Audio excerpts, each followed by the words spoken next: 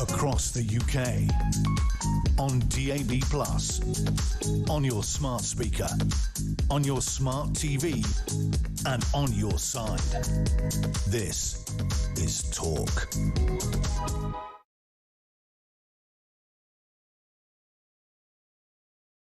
Welcome to Talk. This is where we absolutely speak common sense and reflect the views of people around the United Kingdom. The very thing that's killing children, his words, he's not banning. As long as you pay £12.50. Sick note Britain is thriving. These things can kill. You haven't got to be a dog expert to work that out. Every afternoon here on Talk, you don't want to be going anywhere else. It's as simple, straightforward as that. So it is Talk, it is Drive Time, Monday through the week from 4 p.m, the show that's going to be about you. It's not about us, this is the home of common sense. The things that matter in your everyday life, the issues that resonate with you. Spent 2 years talking at you, I want you to talk at me. I'm tired, I'm getting old. Make it Talk, the home of common sense. We're going digital, make sure you're ready. Drive Time with JK is on Monday.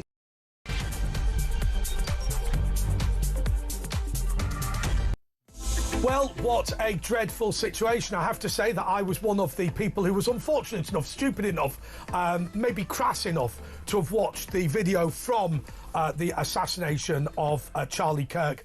I have to say to you, I didn't think he stood a chance. I honestly believe, Asher, that he died immediately. I won't go into it. It's a carotid artery. Yeah, I don't think there's any point in going into it. But what I do want to say is this. What a sad thing to see so many people cock a hoop about this man's death. Vile thing. Yeah, we saw the councillor in Burnley, and now one of our own contributors, Chloe Dobbs, has uncovered the following, which I think is remarkable.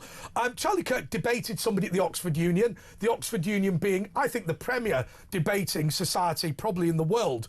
And at the time, one of the people present was the president, who's George Abayone, I think it's pronounced, and he has sent messages saying, Charlie Kirk got shot, lol, sending messages to people complaining about his toxic masculinity and saying that he should think about the behaviour. The Oxford Union has unequivocally condemned his behaviour. But what amazes me, Chloe, more than anything else, Chloe Dobbs, a political commentator, obviously, and she's uncovered this, is the way that people could be so happy about this. What happened to genuine debate? What happened to this idea of an honourable gentleman in Parliament where you disagree with me because you're, you know, it's a difference of opinion, not because you're evil?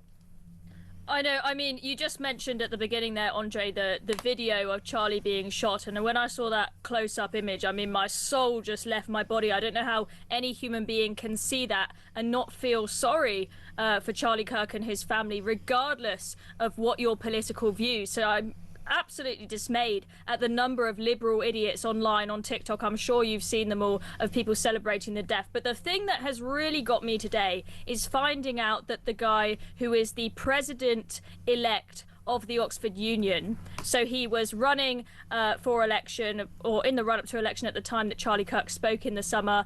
He's now the president-elect and will be due to be president in January. That he is happy that Charlie Kirk was shot. He is allegedly, I mean, I would say allegedly because that's what all the papers say for legal reasons, but we've got all the screenshots and everything.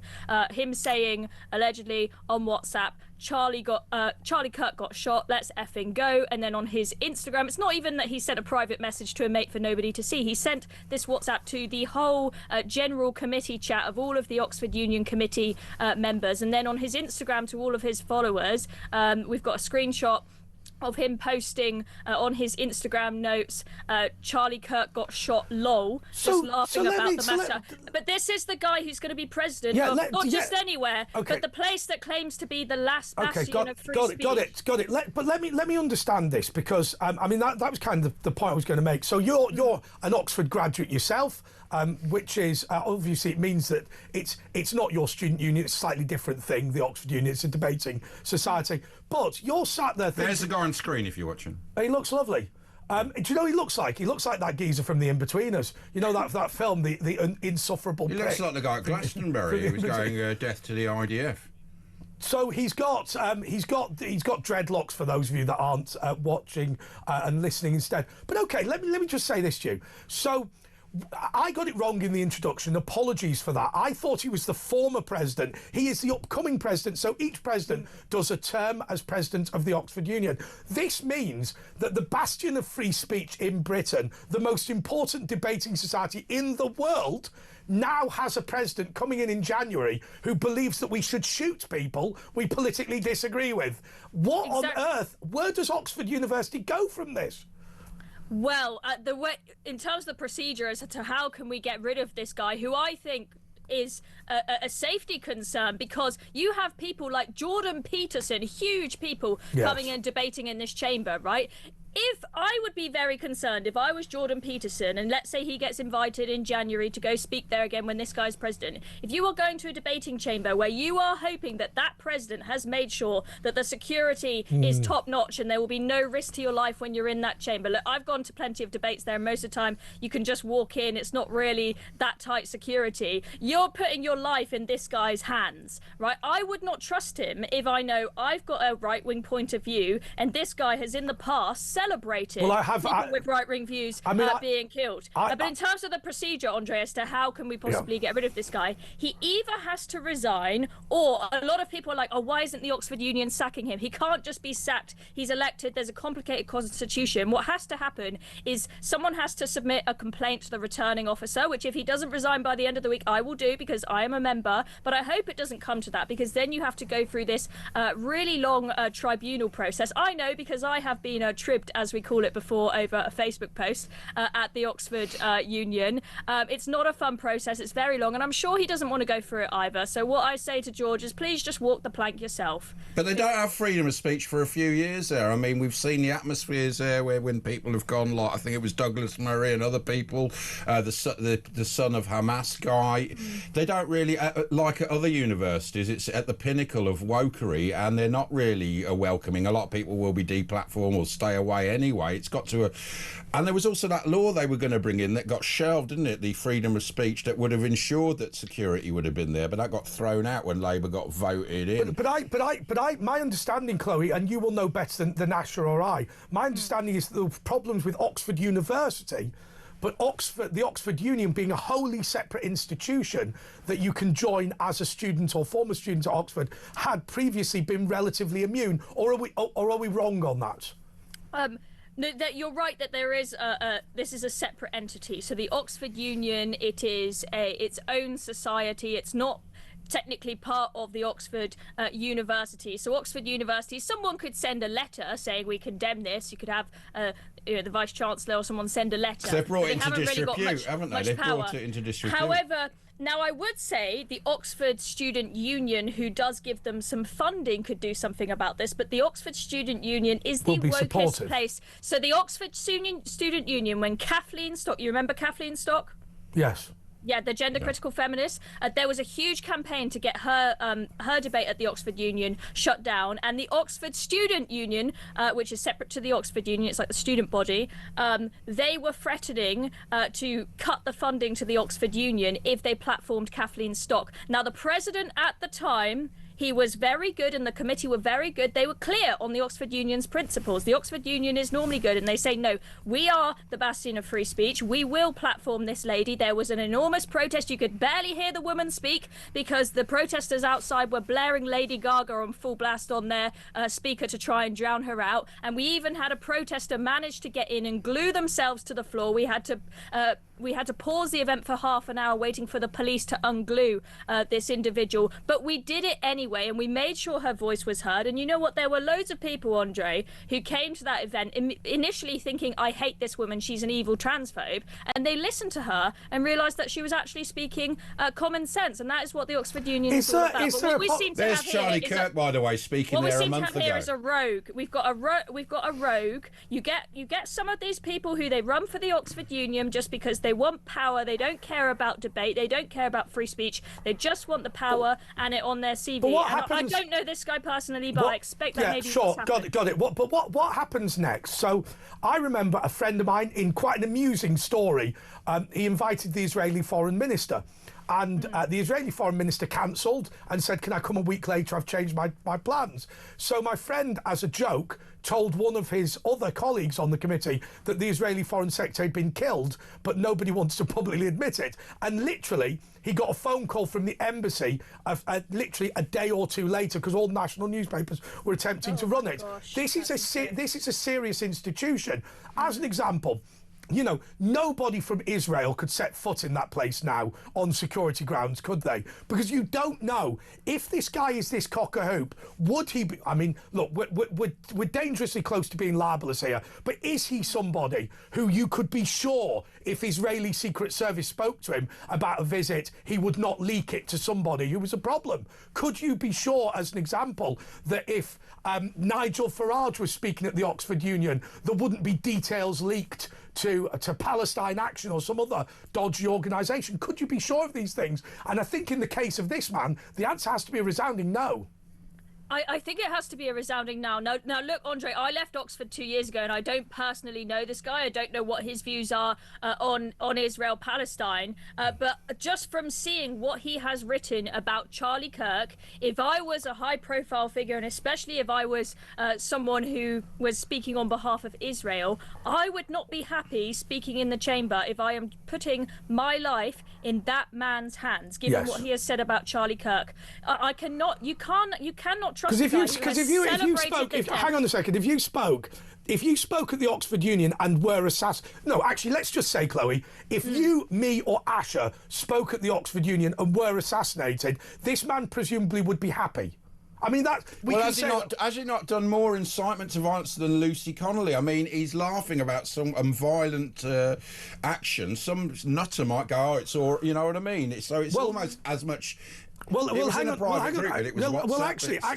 Actually, my argument is Charlie Kirk got shot. Let's effing go with prayers. Surely that is saying we've killed the first one.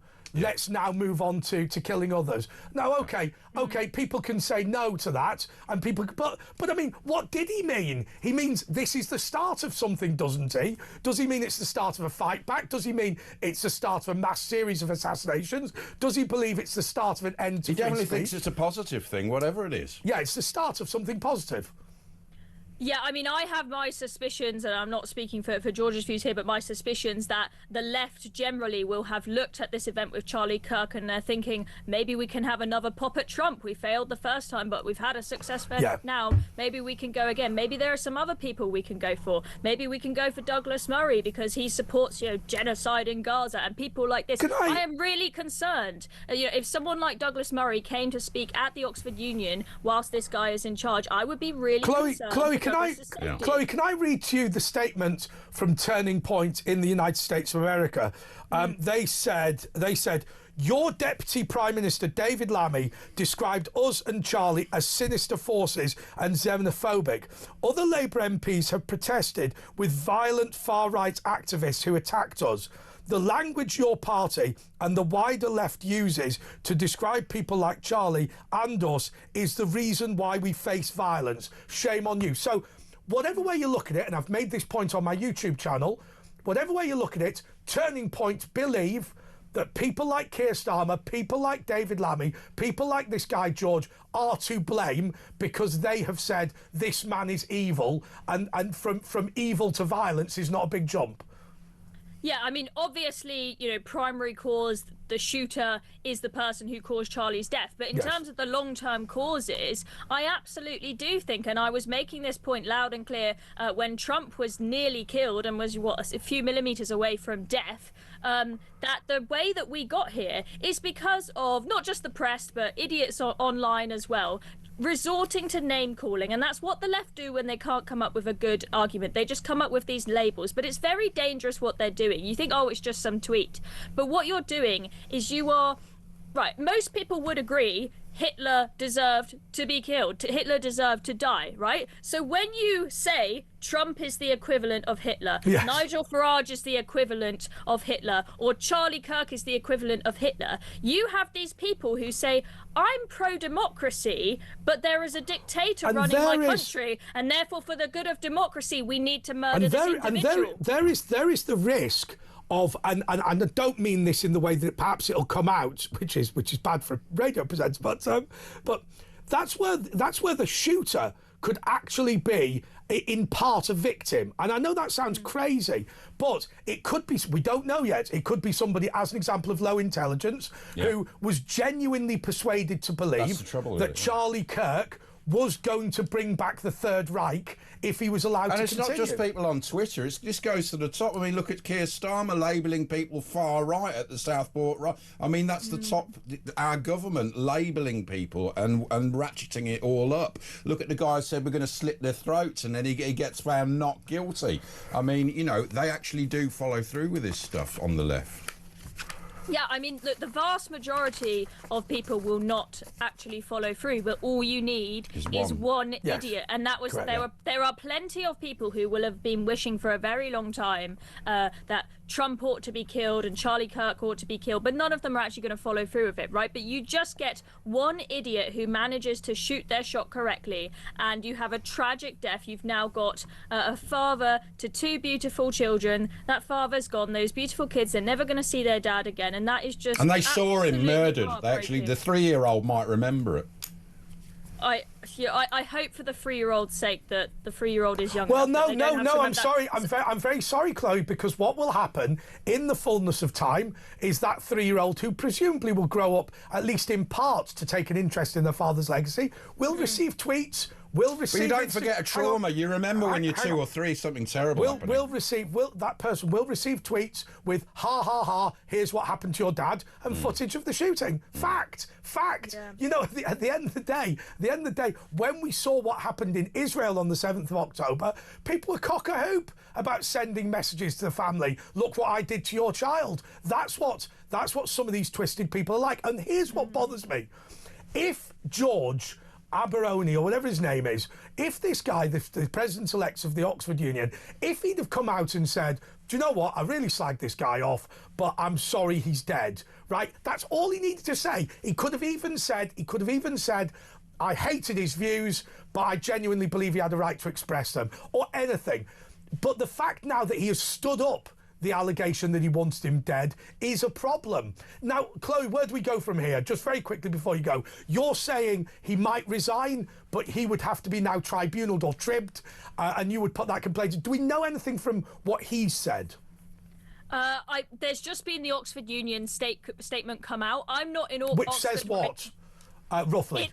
It's very vague. It's basically the current president and the current administration saying we condemn what he said. Unequivocally condemned. Because the current president is not the president of next term, right? No. So that's basically what they've said. It's very, very mild. I hope that he resigns himself, and I hope that there is enough media focus on this that he will feel the pressure and he will go. Because if he doesn't go, a tribunal is a very, very long, lengthy process. I've got that. Can we just go for your instinct on this? Because he's a bad guy, right? I don't wish ill on him, but he's a bad guy. I want to make that clear in this debate. So as a bad person, he's probably delighted by what he said. What will matter is the pressure brought to bear by others. Will his members tell him to resign? I know you've been away for 2 years, but it's a similar profile of people. Yeah. I suspect it's just like in Downing Street, when the herd starts to move, the herd moves faster. Right. There will be. I'm not in Oxford right now, and I'm glad I'm not, because I'm sure it's absolute chaos with people running around like headless chickens, figuring out what to do about this. But he knows that the Constitution of the Oxford Union says that you will be disciplined if you bring the association into disrepute. Once you are in a news article, there are going to be consequences. Now, there is a small chance that if he is taken to a tribunal, they decide to give him a smaller punishment, like a fine or something.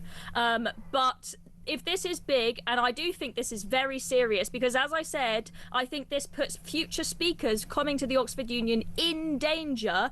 I think that he has to. Chloe, will he be able to have a term card? I mean, will speakers come? Because I have to say, could Oxford kick him out of the university for it? Well, that's another question. Okay, we'll answer both those questions, Chloe. I don't think the Oxford Union can kick him out of the university. No, but would Oxford? He's still a student. Sorry, the Oxford University. I don't think they would kick him out. He's brought him into disrepute. I think that he has a right to say this, but I don't think it makes you suitable to be the president of the Oxford Union. I don't think he should be thrown in jail. That's not why I am a free speech advocate, but I think this is a concern for him being the president of the Oxford Union. Well, no, to be very fair, Chloe, in this debate we've talked about his suitability to run a free speech organisation. We at no point have said that we should throw him in jail. No, he shouldn't be thrown in jail at all. Lucy Connolly shouldn't have been thrown in jail. None of these people should be thrown in jail. But he is not in a position to run an association that prides itself on being a bastion of free speech and finally, will any speakers actually turn up now? Not big ones, I don't think. Charlie Kirk was there a month ago, wasn't he? If I was Jordan Peterson or if I was Douglas Murray, there is no way I would trust this guy. Jordan Peterson and Douglas Murray would be reckless to hang round with this man. I agree. Yeah. I think that would be reckless. So I think even if he stays on, he's going to struggle to put a good term card together. So I really hope that he goes. And what may happen is the president coming after him starts early, or they might have to rerun a whole election. I'm not sure exactly. Although the other thing is, anybody who knows Oxford will know that the first term for the first years is just them finding their feet. They're still a bit geeky and whatever. And this term coming up is really the most important one, because it's the one where you can get all the really meaty speeches in and everything before you have to worry about exams. But what should happen is the guests should non-platform Oxford Union rather than the other way around, and it will become untenable if everyone refuses to go there until that guy goes. Yeah, well, I'm trying to get this to the attention of people like Douglas Murray to hopefully say, I'm not going to come here if this guy is the president. I think it would be a big risk to their safety. Yeah, it would be a big risk. You would want to share a platform with him anyway. He has made himself a security risk. He's probably actually somebody, well, maybe somebody would behave responsibly, but you couldn't possibly trust that now. It wouldn't make any sense. He is very much the Peter Mandelson of the Oxford Union today. Chloe, thank you so much for bringing that to the attention of us, and also I understand that you put it in the Telegraph, so well done to the Telegraph for running that. They're having such a good couple of weeks. Okay, we're going to be back just in a couple of moments, still talking about Charlie Kirk's assassination, but this time with George Madrick. He is the Reform UK leader of Portsmouth City Council.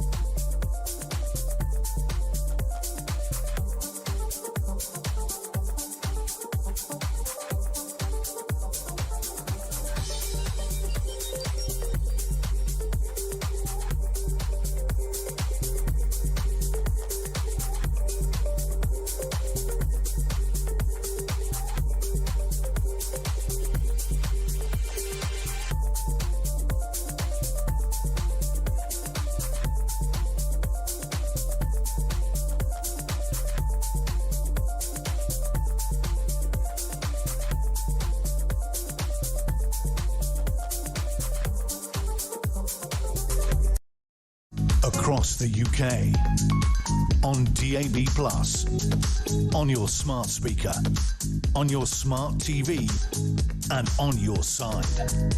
This is Talk. Okay, this is The Late Show with Andre Walker and Asher Gould. I think we've got a slight problem with the microphones there. Okay, we'll fix that, but don't worry. We are here now with George Madgwick, who is the leader of Reform UK. George, this story is developing with the death of Charlie Kirk, the tragic death of Charlie Kirk, the appalling death of Charlie Kirk. We're now being told that there were pro-transgender slogans on the bullets, and at the moment he spoke, he was talking about his concerns about transgender mass shootings, i.e. those people who consider themselves to be transgender attacking people on the right.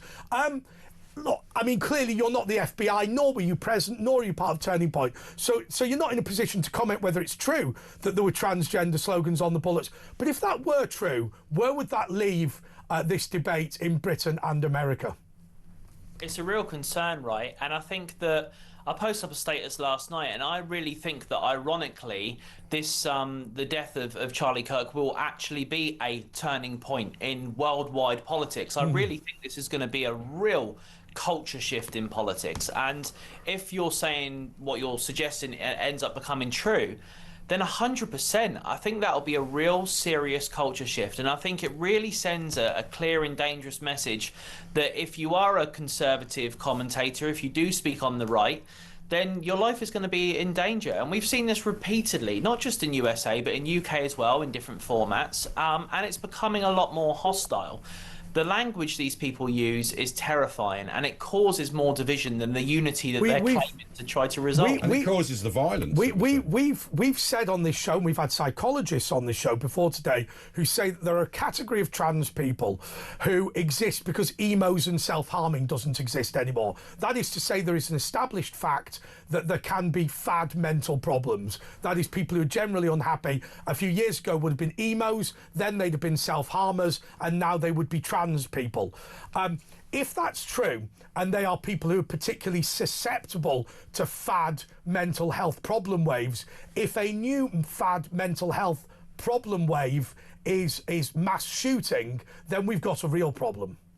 We've got a significant problem, and I think what we really have to pay attention to here is that these people are so radicalized that they genuinely believe it is fair game, and I'm quoting that here, fair game to insult people on our side of politics. I've had it myself. As you guys know, I'm a very proactive speaker for conservative values and for obviously the right leaning of politics. I've spoke out significantly about the illegal migrant issue, and I've been victim of mass attacks from the radical left, especially on social media and in real life, you know, verbal.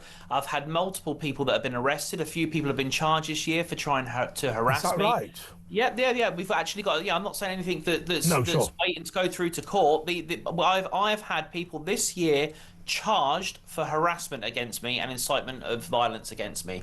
There's literally a Facebook page at the moment in Portsmouth that is dedicated to harassing me, where they've posted over 100 fake images, memes, accusations about me. Do you think they have mental issues? I mean, there is psychologists that have looked into it and said the woke left actually have narcissistic personality disorder. They do it for virtue signaling. They don't care about the people they talk about, but they love the build up. Yeah, they love the attention and the positive thing they get from it, but they don't really care. But they've suffered problems maybe at school, or they're depressed, and you can see the crowds. They don't look quite right, do they, with their funny hair and their funny. Do you know what I mean? It's like maybe they were bullied at school. You know what I mean? It's like payback, and they have a narcissistic drive.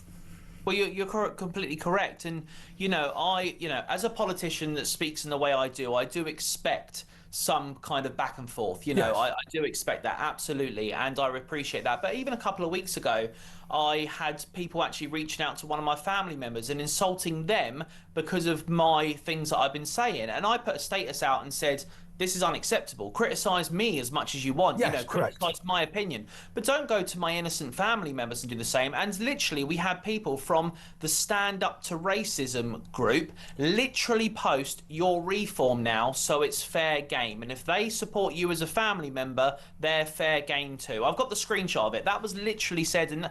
And this is the mentality of this radical left, is they believe that unless you 100% agree with everything that they believe, you are fair game. But I had a friend of mine who lost a lot of money. He opened a vegan restaurant and faced a boycott because he allowed people to walk in with leather shoes.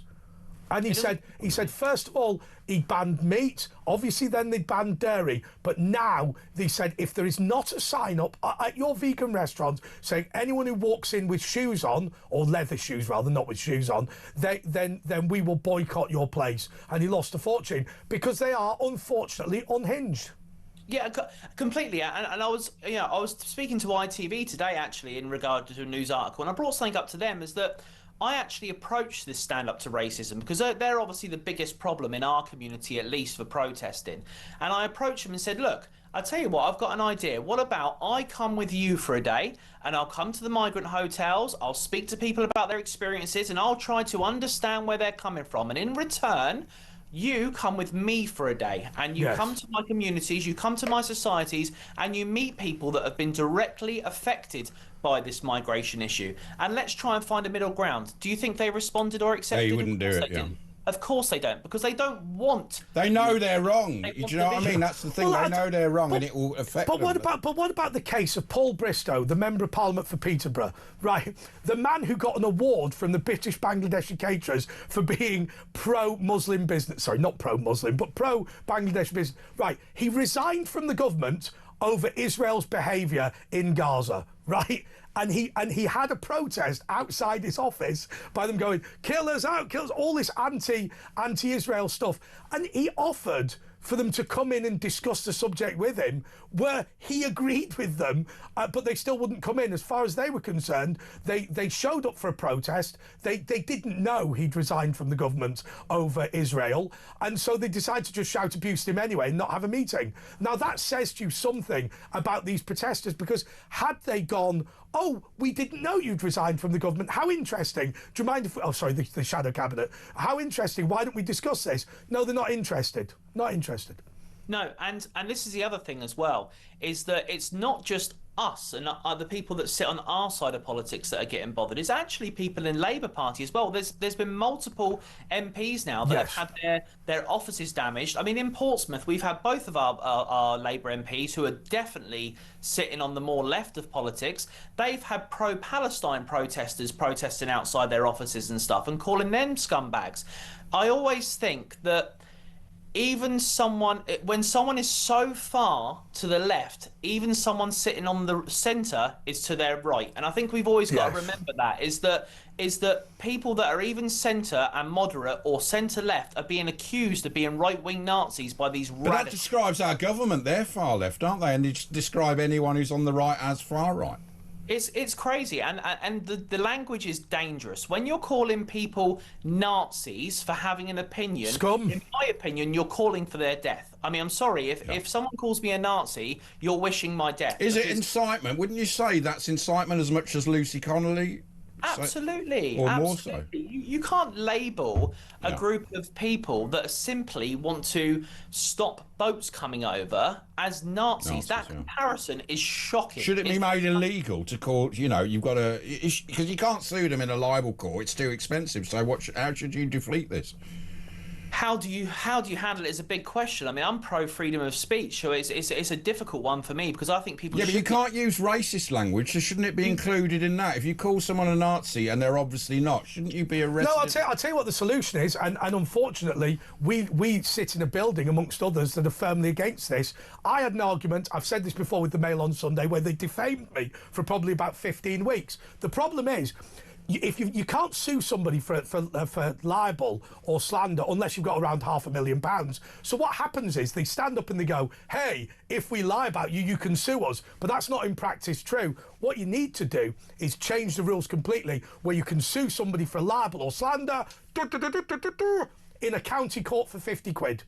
So so what you do is you go, right, now the damages are not in the millions or anything like that. You just go, right, my local paper printed that I was a neo-Nazi. I'm spending 50 quid suing them. And I want 10 grand back for damages or something. Yeah. Well, in the county court, it has to be under 5 grand in damages. Right. But I had that with my own local paper, and they got around it. I obviously challenged them because I said it's dangerous rhetoric, and I challenged them, and they said, well, we actually quoted Stand Up to Racism calling you that. It wasn't us calling you that. Aren't they government spot? Don't they get money from the lottery fund and various councils? So they're almost like a state-funded protest group. Yeah, and I think and they get guided in by the police and then taken away in their vans. By the way, I got defamed by the Independent Press Standards Organisation, right? I tweeted, these guys are a complete waste of time. They're just, what is it? What was the previous organisation called? The one that was discredited? Hope Not Hate, was it? The Press Standards. Oh, the press one. Press. No. So anyway, so they said, how dare you say that, you liar? We're not the same organisation. And then I gave them the company house record, which had the company number where all they'd done was change the name of the organisation. And I said, legally, you are the same organisation. And then they just went, well, we've changed. Yeah, OK, indeed. All right, George Madrick, we are sticking with you. And we're going to continue to talk about what's going on and the fact that, hey, David Lammy has been accused by Turning Point of being part of the reason why somebody shot Charlie Kirk. We're going to come back in a couple of minutes. John McDonnell is saying very similar things about Nigel Farage. Back in a moment.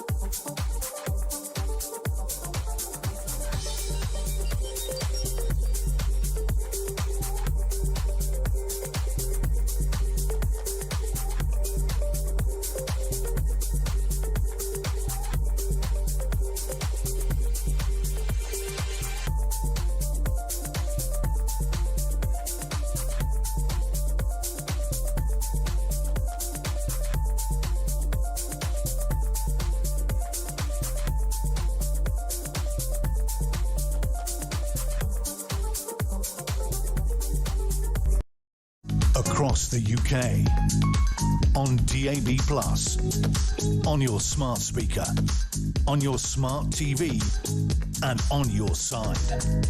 This is Talk. This is The Late Show with Andre Walker and Asher Gould. Sad day for us, obviously, that Charlie Kirk was assassinated yesterday, and this is the first time that we've been together since then. George Madrick is a councillor and he's the leader of Reform at Portsmouth City Council. George, your response to John McDonnell comparing Nigel Farage to Hitler, isn't this just the same thing as what Turning Point were talking about with David Lammy's comments about Charlie Kirk? That's the kind of rhetoric that causes these issues. Let's make that very, very clear. Yes. Hitler was arguably one of the most vile, disgusting human beings that has ever existed on this planet, and certainly within, recent history. And to compare any democratically elected politician in this country to that person is vile and dangerous, incredibly vile and dangerous. And that kind of rhetoric from someone like John, who is in an incredibly privileged position, who is respected. Yeah, he's still doing his gap year. Well, and he's respected by many, many people. You know, this guy is followed by a significant amount of progressive left followers. He is seen as their voice piece. So for him to say that, it kind of reaffirms to that left-wing side of politics that calling people like us and like Nigel Farage Nazis or Hitler is almost justified. Well, like the LBC presenter who coined the name the Farage riots, and the comedian, what's her name, who said, "I wish it wasn't milkshake that was thrown. You know, it should have been some Joe Brand." You know, and it's accepted, and everyone goes, "Oh," and laughs it off. If you do that on the right, you go to prison. The Farage riots, Asher, the Farage riots thing is very, very interesting, because my understanding from my sources is that the reason why Nigel Farage has 8 bodyguards and 2 armour-plated vehicles is because when that comment was made, "These are the Farage riots," every jihadi organisation in the world put him on their hit list. Now, if Nigel Farage lives through that, which, by the way, he might not, but if he lives through that, then we can say with confidence that that guy from LBC cost the British taxpayer, what, $1 million, $2 million, $3 million a year in security? Yeah, it's shocking. And I was recently at the Reform conference last weekend, and the security there for Nigel was just as big as you're saying it is. I mean, even within his own community. I mean, he visited the councillors' lounge where we were, and he was surrounded by security. When he came to visit and do the last interview with James Whale, a very small country place, he had 8 bodyguards with him. He has to. And this is because of that rhetoric. Well, we had a guy in the funeral. James Whale's funeral. I mean, he was fairly discreet. He nearly wrestled me to the ground when I went to hug Nigel. But here's the issue, right? And let's make a comparison. So when we had an incident in Portsmouth a week and a half ago now, where a gentleman on the right side of politics went to a mosque in Portsmouth. He's already pled guilty to this, by the way.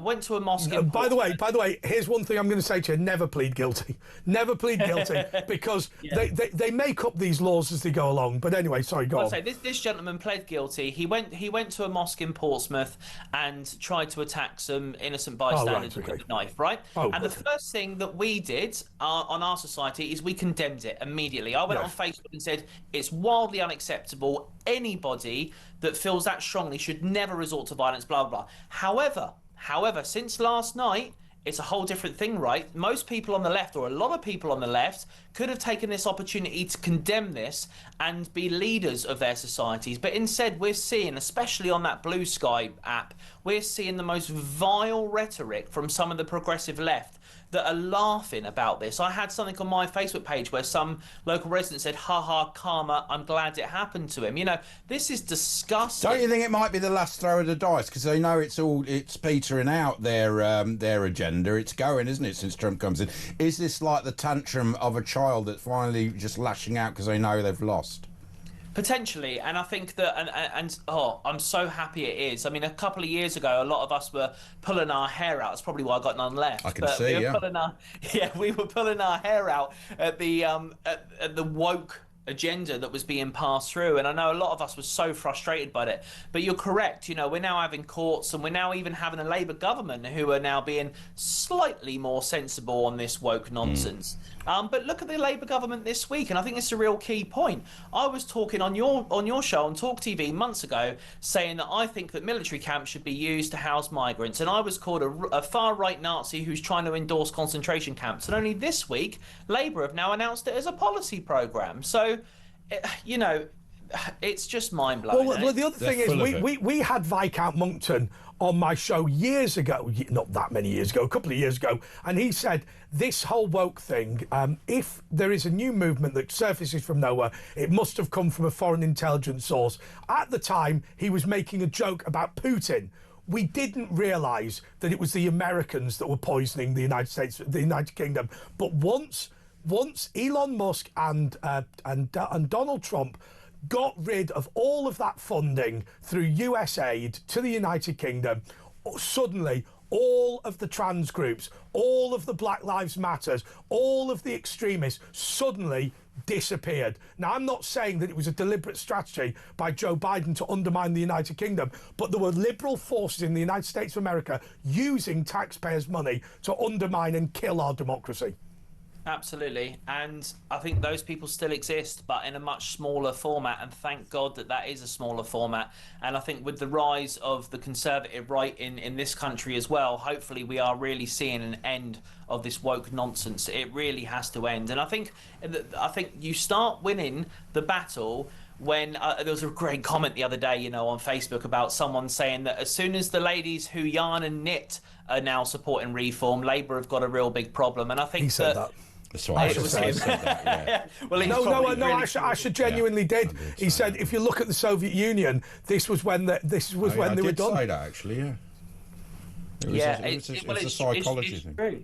When the people that are in the centre of politics that don't swing either way and chop and change between each election, when those people are starting to move towards reform and parties similar, that's when real change is going to happen. And I'm so glad that it's finally happening, because for most of us, we felt like we were hitting our head against a brick wall for years. And it's even stranger that kind of woke nonsense was happening under a Conservative government, ironically. But, yes. But the problem is with the woke thing, and I remember saying this to a friend of mine who got a job as a special advisor in Downing Street. What he said was, the institutions have been so captured now that the Conservative government stops the majority of this, but it's just impossible to stop.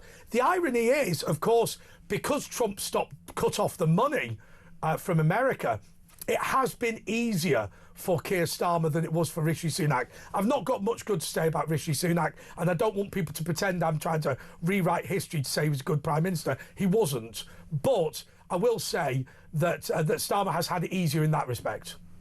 He does, and I think, as you say, USA is an incredibly powerful country with an incredibly powerful leader who is definitely on the conservative right of politics, and he's made a real change and a systemic change. With Elon Musk as well, you're completely correct. I mean, let's be honest, Elon Musk spent billions of pounds, which he is never going to see a return on, let's be honest about that, to make sure the world was a better, more common sense. But it was a great investment, it turns out, even though he spent too much on it. It turns out it was a great investment, because that and maybe the Josh Rogan interview or whatever his name is, that is what really boosted Trump. Joe Rogan.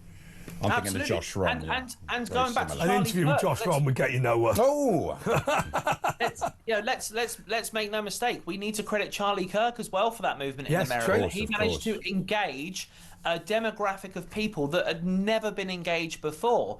And he reminded me of Kennedy, and his end, ironically, was like Kennedy. He would have been president, I reckon. Don't you think? Do you know what? Only a few days ago, I was literally speaking to my partner, and we were watching Charlie Kirk videos.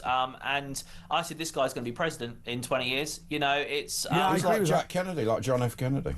Yeah, he was a man of the people, and unlike a lot of politicians, he was at the grassroots. He wasn't in chambers or talking. He was going to the... He never even went to college, university. George, do us a favour, hang round. Why don't the three of us take some calls, because we've got a couple of them lined up, just to see what the public are thinking about this. We'll be back in a moment.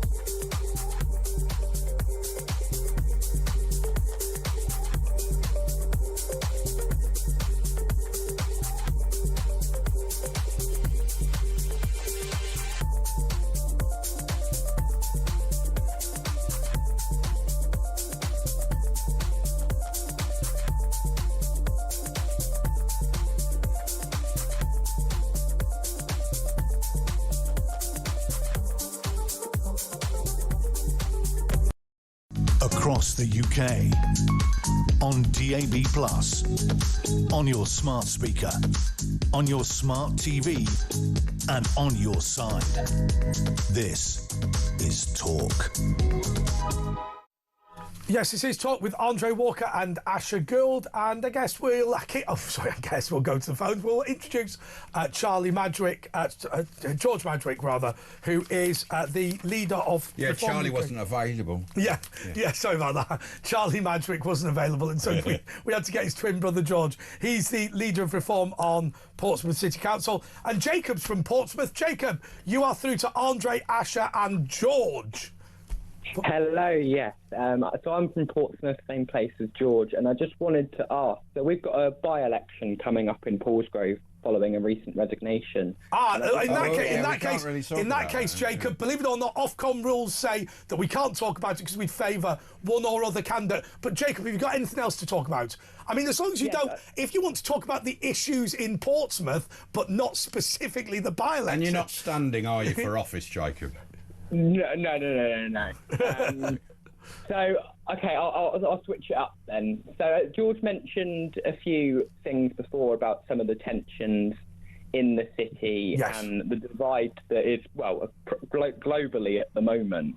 And I just wanted to ask George whether he feels that your party, as in Jeremy Corbyn's party, could be a battle between Reform and your party in future years with the other. By the way, Jacob, we've been calling them Jezbollah until they get a proper name. Your party is confusing, isn't it? Because he says your party. And but Jacob makes a fair point, George.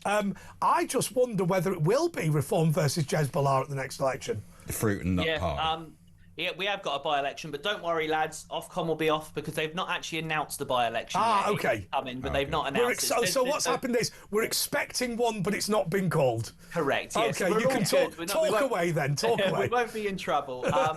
But yeah, there's been a sad resignation in thing just through ill health, and we have got a by-election coming up. As I say, they've not announced when it's going to be yet or who's standing, etc. But it will be an interesting battle because it's actually in my ward, so it will be an interesting thing. But in relation to your party, I think. I'm all here for it. I mean, I think that they're going to absolutely split the left-wing vote. They're going to take votes from Greens. They're going to take votes from Liberals. They're going to take votes from Labour. But I do think that Jacob's got a point. I think that politics is becoming so polarising that I think the left will eventually go to your party. I think there'll be a lot of Labour MPs currently that sit on the progressive left, like John McDonnell, for example, and a lot of other MPs that are going to be really worried about their seats under Labour, who will then potentially... But if we look at the only other example in our lifetime of this happening in the UK is Northern Ireland, with the eradication of the UUP and the SDLP in favour of the DUP and Sinn Féin, which is basically exactly the same thing. If you think of someone like Ian Paisley as the Nigel Farage of the story, and somebody like Jerry Adams as the Jeremy Corbyn of the story, for reasons that... But what effectively happened was, when the DUP and Sinn Féin ended up in government together, I wouldn't say they moved to the middle ground, because they still retained what made them radical. As an example, the DUP never backed down on its views on abortion, neither did Sinn Féin, and they actually had a massive falling out about it. But my point is that that these two groups did become fulsome political parties. They did properly remove and disband the parties that came before them, and it became just a shift in things rather than just two extremist factions fighting it out. Do you see what I mean, George? It became a uniparty. You're correct, but unfortunately there is going to be that buffer zone of several years where they are going to be the extreme wings, and I think that's the alarming point. You're right. If Labour Party and Tories have a complete demise, like in Northern Ireland where they did with their comparison, then absolutely those voters have got to come somewhere. And I mean, look at Reform now, for example. I mean, Reform recently in their local polling, I mean, these polls have come out, have seen a massive shift in voters. There's now more females voting for Reform. There's now more young people voting for Reform. There's now people from the BAME community voting for Reform. And this wasn't something that kind of was coming out in polls 3 years ago. So there has been a shift in Reform. And you're right, it probably will happen in your party with more moderate left-wing people. Okay, let's get. Thank you so much, Jacob. We're just out of time. Matt in Cheshire. Matt, I'm just going to shut up and leave you to it. Go for it. Hi, Andre. I was just calling about the reprehensible and scummy comments about Charlie Kirk that have been online. Okay, say it, These things aren't new. No, that's not it. Sorry, carry on, Matt. I was on Facebook a few years ago, and I had a bit of a ding-dong with former TV celebrity Terry Christian on the day. Oh, he's off his I've had head. 2 ding-dongs with him. He is, let's be clear, not great at the moment. Yeah, but he used to be so happy-go-lucky on the word, and now he's bitter and twisted, and I pointed that out to him, and he goes, oh, yeah, prat. We haven't said goodbye to George, so carry on, Matt, sorry. Yeah, it wasn't just him either. It was Alexi Sale as well. Oh, he's even worse. I'll tell you who's also insufferable. What's his name? David Baddiel. Oh, my God. Yeah, but Alexi Sale and Terry Christian is a whole nother level. He's just a bit, Well, they were sort of saying horrible things about Thatcher to try and get people to sort of engage with their Facebook page. Yeah, narcissists. And I was just saying, you two are repulsive. You should know better. Do you know what you should say? Do you know what I used to say to a celebrity who always used to kick off? I always used to go, Lee, what already? And it isn't even lunchtime. If you say that to them, they go absolutely crazy. Because unfortunately, I'll tell you one thing about Terry Christian. All I can say about Terry Christian is I genuinely used to like him. I didn't know him that well, but that Brexit thing came along and he's just angry now, isn't he? He's bitter and twisted. I think because he lost the word, he was, across the country and then he didn't get anything. So you fell out with him on air on some TV show or radio, did you, Matt? No, just online. I'm just a member of the public. It was I used to sort of go on during the Brexit process. I used to go on the Guardian page. Oh, and the you BBC shouldn't do that. page. No, you shouldn't go there. Just to wind them up and sort of. That is good fun, isn't it? Yeah. Toss social. Is George gone? Is George gone? George, we haven't said bye to George yet. Said goodbye. Well, he's just done a runner, George. We've only got a minute anyway. So, all right, thank you so much, Matt. All right, he's thanks coming back to say George is goodbye. coming back to say goodbye. Sorry about that, George. We hadn't finished with you. They took you off the screen, George. Yeah, they took you off the screen. I know. Sad, wasn't it? I literally got said that's it. You're all done now. So, Can I just say you one? Are now, I just want to ask one question. Is Portsmouth Dog Track gone? It is, yeah. Oh, I had a great time when I visited. Soon. It's going to be a housing estate, but yeah, it's gone. Do you know what I did? At Portsmouth Dog Track, I was in a nightclub afterwards. I slipped on the floor. I grabbed out to grab hold of something, grabbed a guy's pint, sailed past him, fell on my back and poured it all over my face. And he walked over and he went, that is the best fall over I've ever seen. And it all managed to land in your mouth. That's George Badwick, who is the leader of Reform on Portsmouth City Council. He was trying to get in today, but unfortunately, there's all these tube strikes, which is an absolute nightmare. We'll be back in a couple of moments just for the press preview at Virtual Ash. At Andre JP Walker, see you in 2 minutes.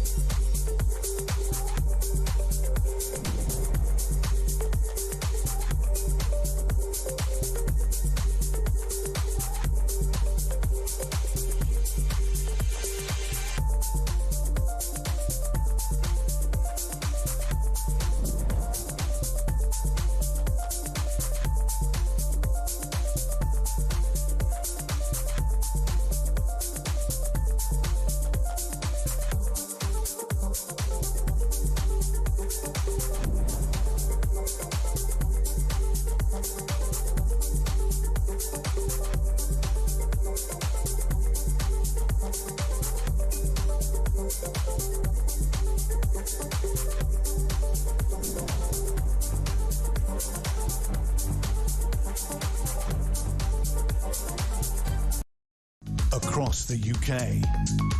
On DAB+, on your smart speaker, on your smart TV, and on your side. This is Talk.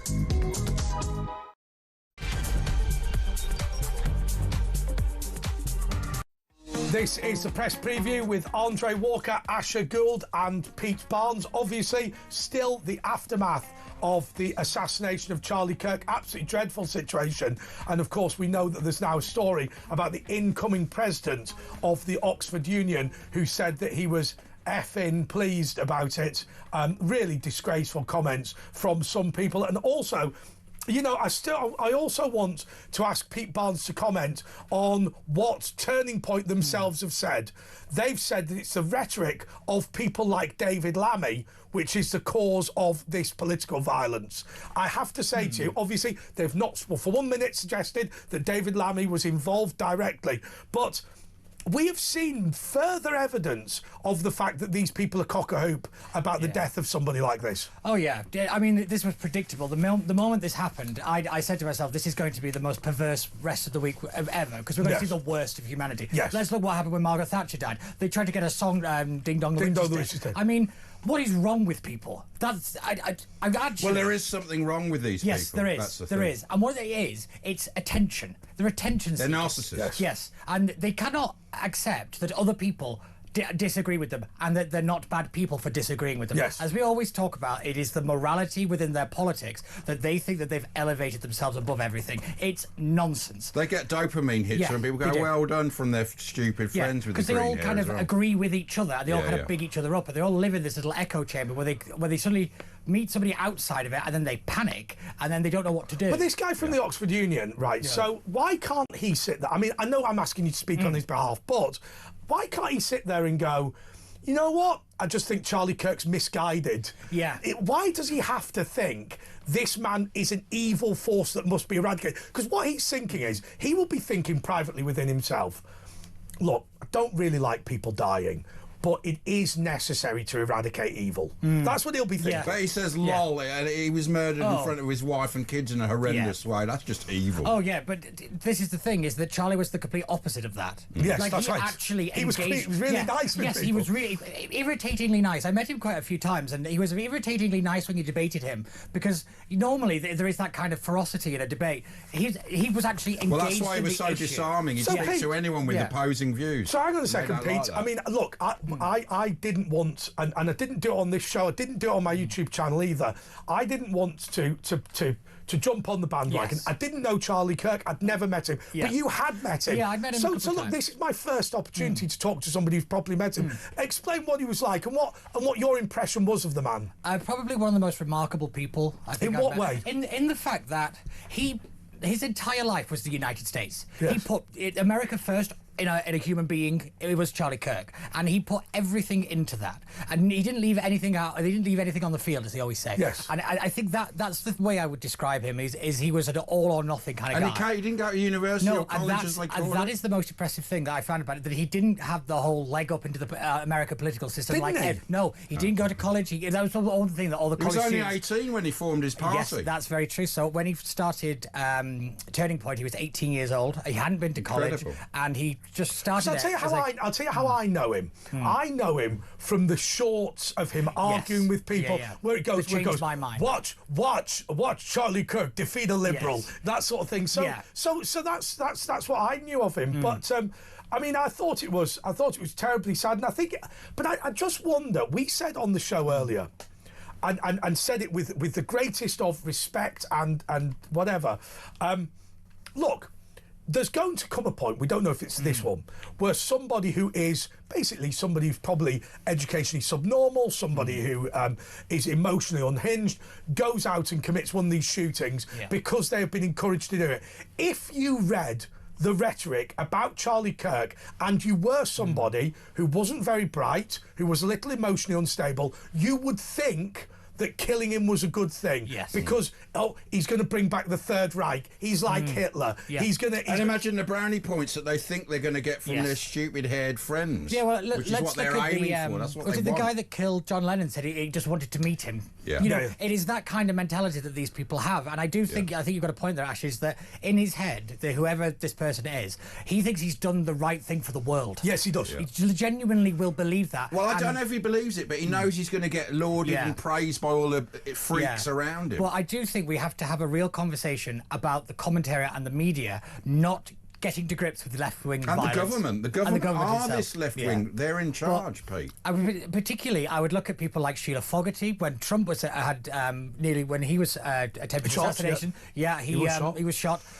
She said, "Oh, he was just wearing a bandage on his ear." That was an assassination attempt of a political candidate. I have to say, and she just downplayed it. I play with little air pistols, so I don't know a great deal about guns, proper ones. But it has to be said. It has to be said that seeing the video of Charlie Kirk was pretty shocking. Yes. And it's amazing the way, I know this sounds like a stupid comment, but it's amazing the way the person is completely fine the 1 minute and dead the next. Yeah. I know that sounds like a weird comment, but with President Trump, right, the bullet hit his ear. Had it hit his head, he'd be dead. Yeah. Right, and it's binary. It didn't hit his head live, did hit his head dead. Yeah. And I know that, once again, it sounds like a stupid thing, but do you see what I mean? Oh, yeah, but what Trump would have seen that and thought that could have been me. It would have actually really focused it that's again the thing. tonight. If you look at Trump after the events, he was a very different person. You could tell that he'd been marked and he was different. Oh, yes. But the one thing I will say, and people have been talking about the video, about why it's still up, I think the world needs to see that. Yeah, I agree with that. And I think it is very, very similar. If it was me, I would... Not quite on the same scale as to why we never got rid of the camps. Because we need to see the horrific nature of it. It reminded me... The Nazi German camps. It reminded me of the JFK murder, and it was in front of the family, just like that. And he was very similar. He looked a bit like, he talked like Kennedy. Would he have been a president? And has this changed American future history? Yeah, it's quite interesting, actually. One of the last tweets he actually put out was about the Ukrainian refugee who was stabbed on the metro out in America. And he said, America will never be the same again. And that was like one of the very last tweets that he put out, and then he obviously died. And he had yesterday. freedom on his T-shirt, and the blood went. It was it was unbelievable. It's very visual, I have to admit. But I do think that we're now at that point where I think everybody understands a line has been crossed. Yeah. Does everybody? The people that matter. Yes. That's the thing. I'm not fussing over troglodytes. I'm not fussing over Neanderthals that just want to throw mud. I'm bored of them. I don't have the energy for them, and I refuse to give them any more syllables. And I wish people would just leave them to it, because they're not going to change. They're not interested in it, and they just want to. Well, in that case, should we be apologising? Because I remember when I started banning trans activists from my shows. And the reason I banned them was because I started to feel like they were idiots who didn't represent anybody. Yeah. So if it was somebody who said, I'm the president of the National Association of Trans Activists or something like that, but actually it was people that came on who were just there basically because they had wacky views. Yeah.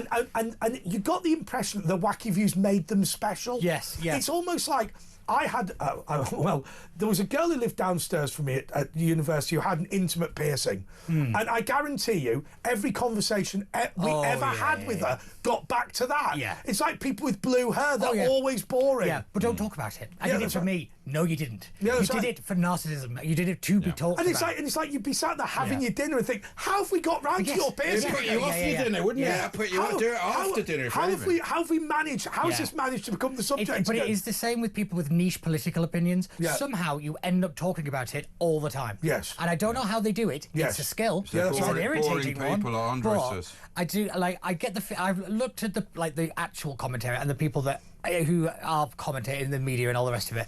Even the left-wing ones, they've not exactly come out and said this was horrific and all the rest of it, which they should have, but they've not exactly gone the other way. One thing, I tweeted it out and I said, how long before we hear, well, what about Joe Cox? How long before the left threw that in. That woman has been used as a weapon by the left to silence any type of criticism. Wasn't it in the end proven that Joe Cox was not murdered for political reasons? Kind of. I'm not 100% sure. I think he was not as politically motivated as people thought he was. Because what they did immediately was said that he'd shouted, this is for the EDL or something, which he just hadn't done at all. Yeah, stuff like that, you always take a step back and wait a day, because you find out that it's not true. But they lied about the David Amos murder. They said, he was online, he was radicalised, but it wasn't that. He was an Islamic fundamentalist. Yes, and this is the point, is that they are silencing, or they're not embracing, and they're not embracing and dealing with their own radical element in the same way that they expect the centre right and the mainstream right to deal with the more radical elements. But we've had another thing in the news in the past day or two about these 3 people in Essex who've been done for far right songs. I just wonder whether we will find out that being a supporter of Palestine Action, a prescribed terrorist group, is deemed less serious than singing a right-wing song. Yes, that will be are about to find out, because they're doing serious time. 4 years for the father, 2 years each for the children. Wow. And now I wonder again, and I've said this before, and people might get angry with me. National Action. What did they do? They got drunk in the Wetherspoons in Warrington and gobbed off about how much they wanted to kill Labour MPs. Now, I'm not saying that that's a good thing, but there was no real evidence they were going to do anything. But I wonder that they're just evening up the numbers so they can say not every radical is a left-wing pro-jihadi nutter. They are. They are. No, they all are. Yeah, I mean, like what the multiple directors of MI5 have all said, it is Islamic radical terrorism that is the biggest threat. It is not far-right terrorism in any way, shape or form. And to argue it is a lie. It's a lie. And you're doing it to cover yourselves and to cover an ideology that you've kind of supported, and now you're dealing with the consequences of it. But as I often say, we laugh at the Owen Jones. You don't understand because you're not gay. You're not gay. We Funniest interview I've ever seen. We laugh at that, but lest we forget what he was talking about. Julia Hartley-Brewer had made the point that a man running into a gay nightclub shouting Allah Akbar and machine gunning the guests was probably a jihadi. And Owen Jones was attempting to argue that this was symptomatic of the general homophobic attitude of Middle America. And Hartley-Brewer didn't have a go at him. She just simply pointed out it was garbage. I remember watching it. I think for some reason I was watching it live, and I can't remember why because it was quite late. But I was like, is this happening? Because I think me and Julia despite the fact I was at home, I think we had the same reaction of what is going on? What is going on? Exactly. And I think this is the thing, is that these people are so wound up and they believe their own Kool-Aid now, that anything that is against them in any possible way is the biggest problem. Well, I saw on Twitter people say President Trump plotted his own assassination attempt in order to garner sympathy. Now, I mean, look, who would argue that? Yeah, it's people. Well, even with Charlie Kirk, so the guy who got fired from MSNBC said, it might have been a celebratory shot that accidentally went down. That's the thing. They're doing absolutely anything to diminish and excuse it away, and more importantly, to explain it away. Yes. Because once you explain it away, you say, it was just that, and then you can move on. And it doesn't count. It doesn't count, and that's the point. It doesn't count. But we've heard this before. If you say, as I say, that socialism is so radioactive on your personality that it will automatically lead to genocide and dictatorship, they will say, but name a socialist regime. Cuba doesn't count. Soviet Union doesn't count. Venezuela doesn't count. Anyway, if you listen in the morning, Mike Graham's coming up in 45 minutes on the Times. Mandelson, I was clear about links to Epstein. He says he said everything. Starmer is really on the ropes now. Lord Mandelson admitted in his vetting interview for the role of US ambassador that he continued his relationship with the paedophile Jeffrey Epstein for many years. Allies said last night as Sir Keir Starmer faced questions about his judgment from court. I mean, this is scandalous. I mean, the MI6 said specifically, do not. They recommended he hasn't been fully, and they've also recommended against the Chinese embassy, head of MI5, MI6, the FBI. I'm sure they've recommended don't allow undocumented mail from terrorist groups. So he's ignoring everything. But what about this? He's known by Epstein as Petey. Yeah. Right? And you Best think, pal, he said, best pal. and you think, well, hang on a second. When you're talking about, do you want us to call you Petey? No, never. When you're talking about somebody with those sorts of convictions, this could mean something entirely different, couldn't it? 100%. What do you think, Petey? Oh, good Lord, that's sticking, isn't it? But I think... And similarly, if we're talking about Yum, yum. PT, what about Yum Yum?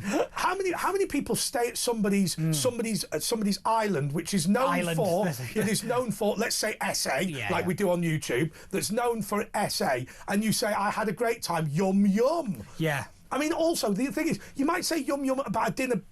But he wouldn't want any of the girls, would he? Maybe Yeah. actually did mean the food. Yeah, but the thing is... Yum yum is not a phrase. No. And also, by the way, of course, in Southeast Asia, it's associated with... Yes. Yeah. Is it? Yeah. What I will say, though, I didn't know say, though, is Mandelson had a reputation of being a wrong-un. He had to resign or was forced out of cabinet twice. That should have ruled him out to begin with. What's he got on him? Do you think Tony Blair recommended him? I think he did. Yeah. Don't forget, for some mates. time, Blair and Starmer were hand in hand. Yeah, they were. And they really were. And there was a moment where they kind of diverted. And I think in Blair's head, get Mandelson in to kind of control that relationship with Trump and all the rest of it. Because if you look at actual Mandelson in the job, wasn't that bad at it. Realistically, No, he wasn't. he was actually quite a good ambassador. He's a great networker, a great political operator. Yeah, but being of course. friends with Epstein in That's the America... point. That's the point, and I said it with Ian Collins this afternoon. You cannot be the face of Britain, the Britain's man in the room, when you have a relationship like that with a man like that. You just can't.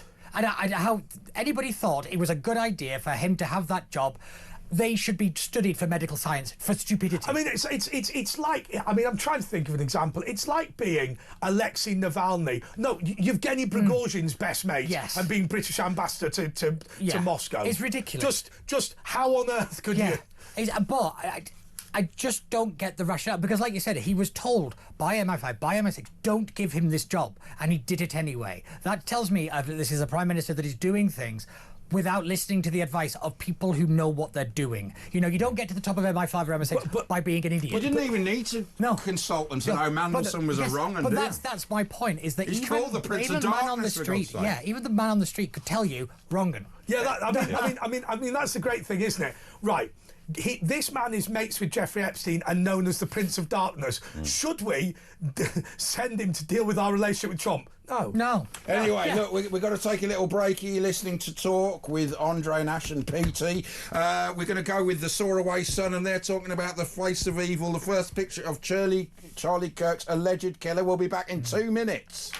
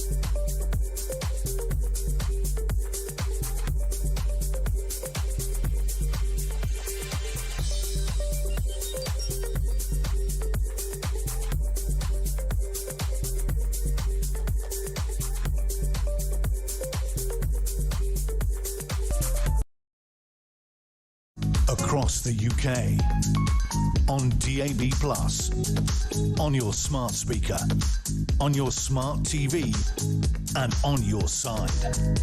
This is Talk. This is a press preview with Andre Walker, Asher Gould and Pete Barnes. Please stay tuned if you're listening on Friday morning.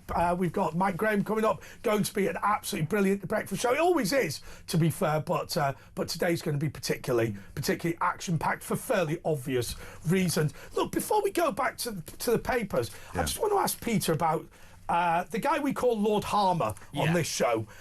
Dick Harmer. So we have a new Home Secretary who's going to attempt to stop the small boats. Lord Harmer is saying that if we pull out of the European Convention on Human Rights or remove it from UK law, that will make it harder to stop people coming on boats. Pete, I think we all know that's nonsense, but what is his claim for it to be true? Has he got one, or has he just said... Yeah, so basically what he's arguing here is that it's about the practical... the steps that the courts can use. So basically what he's saying is he's pulling the kind of the levers and the mechanisms of the legislation. It removes that ability from the courts. Well, we're bringing our own in Parliament. Yes, exactly. Yeah. This is the point, is that what But you how can would do, it make it less likely you can remove people? I don't know. I genuinely don't It's know. like when the I've Brexit, tried. they said we wouldn't get medicines, the plane was... It's just a fear tactic. It's absolute bunkum. What they do is they take one situation, they hyper-focus on it and make it that out to be that's the obvious situation. They're grasping at straws, They're grasping at straws. Really it's are. ridiculous. You see it when they talk about Trump, you see it when they talk about Brexit all the time. But I look at the Epping Forest attacker. I've said this already. I've said it publicly multiple times. He will, one would assume, come out of prison and say, if I'm deported to Ethiopia because of my criminal convictions, I will be injured. Therefore, under the Human Rights Act, I have a right to stay in the UK, and the courts will grant him permanent leave to remain because he assaulted a 14-year-old in Britain. Had he not done that, he might not have a case. But he has done it, so he has got a case. That's the position, isn't it? It's ridiculous. Like, I get why it was brought in at the time and all the rest of it, but we're dealing with legislation that was intended for 50 years ago. Yes. It is not up to date, and more importantly, the ECHR isn't really the central one that needs reform. It is the Refugee Convention. That is the one that determines what you are. The UN. And that's the one that kind of decides whether you're an asylum seeker, whether you're a refugee, and all the rest of it. That's the one that you really need to tackle, because once you can kind of reclassify people, the ECHR doesn't apply. But doesn't not that say the realistically. first safe country, the UN one? It should be moved to that anyway. Yeah, so this is always the point of what they call asylum shopping, isn't it? Where you just pick a country. I think that is preposterous. Yes. I think that is utterly preposterous. But but then, to be fair, Britain plays a role in this by rolling out the red carpet. Oh yeah, why wouldn't you come here? Why? Yeah, exactly. You wouldn't go to every other country because they don't give you anything. They come here because we give them everything. But I've always given the example. I've always given the example of Moldova, which was the poorest country in Europe before the war. Obviously now the poorest country is Ukraine. Everybody knows that. So nobody came as refugees to Moldova until the war in Ukraine started, and then 10% of the population were refugees. Now, what does that tell you?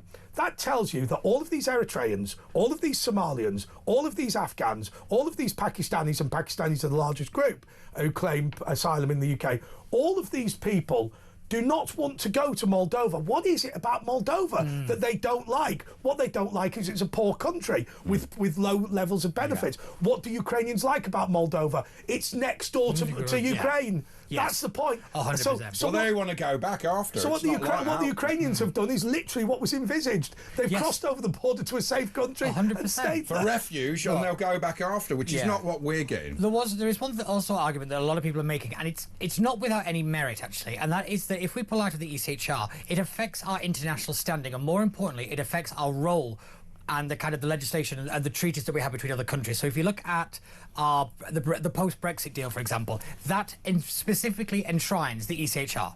So if we pull out of that, you then have to renegotiate everything. There are other advantages. There are other advantages, of course. Well, yeah, don't you tease me with a good time. But there's lots of others. And it's the same if you just suddenly pull out of the net zero stuff. That affects our membership of the TCPPT or whatever it's called. I hate that one. That one. The TCP people. That one.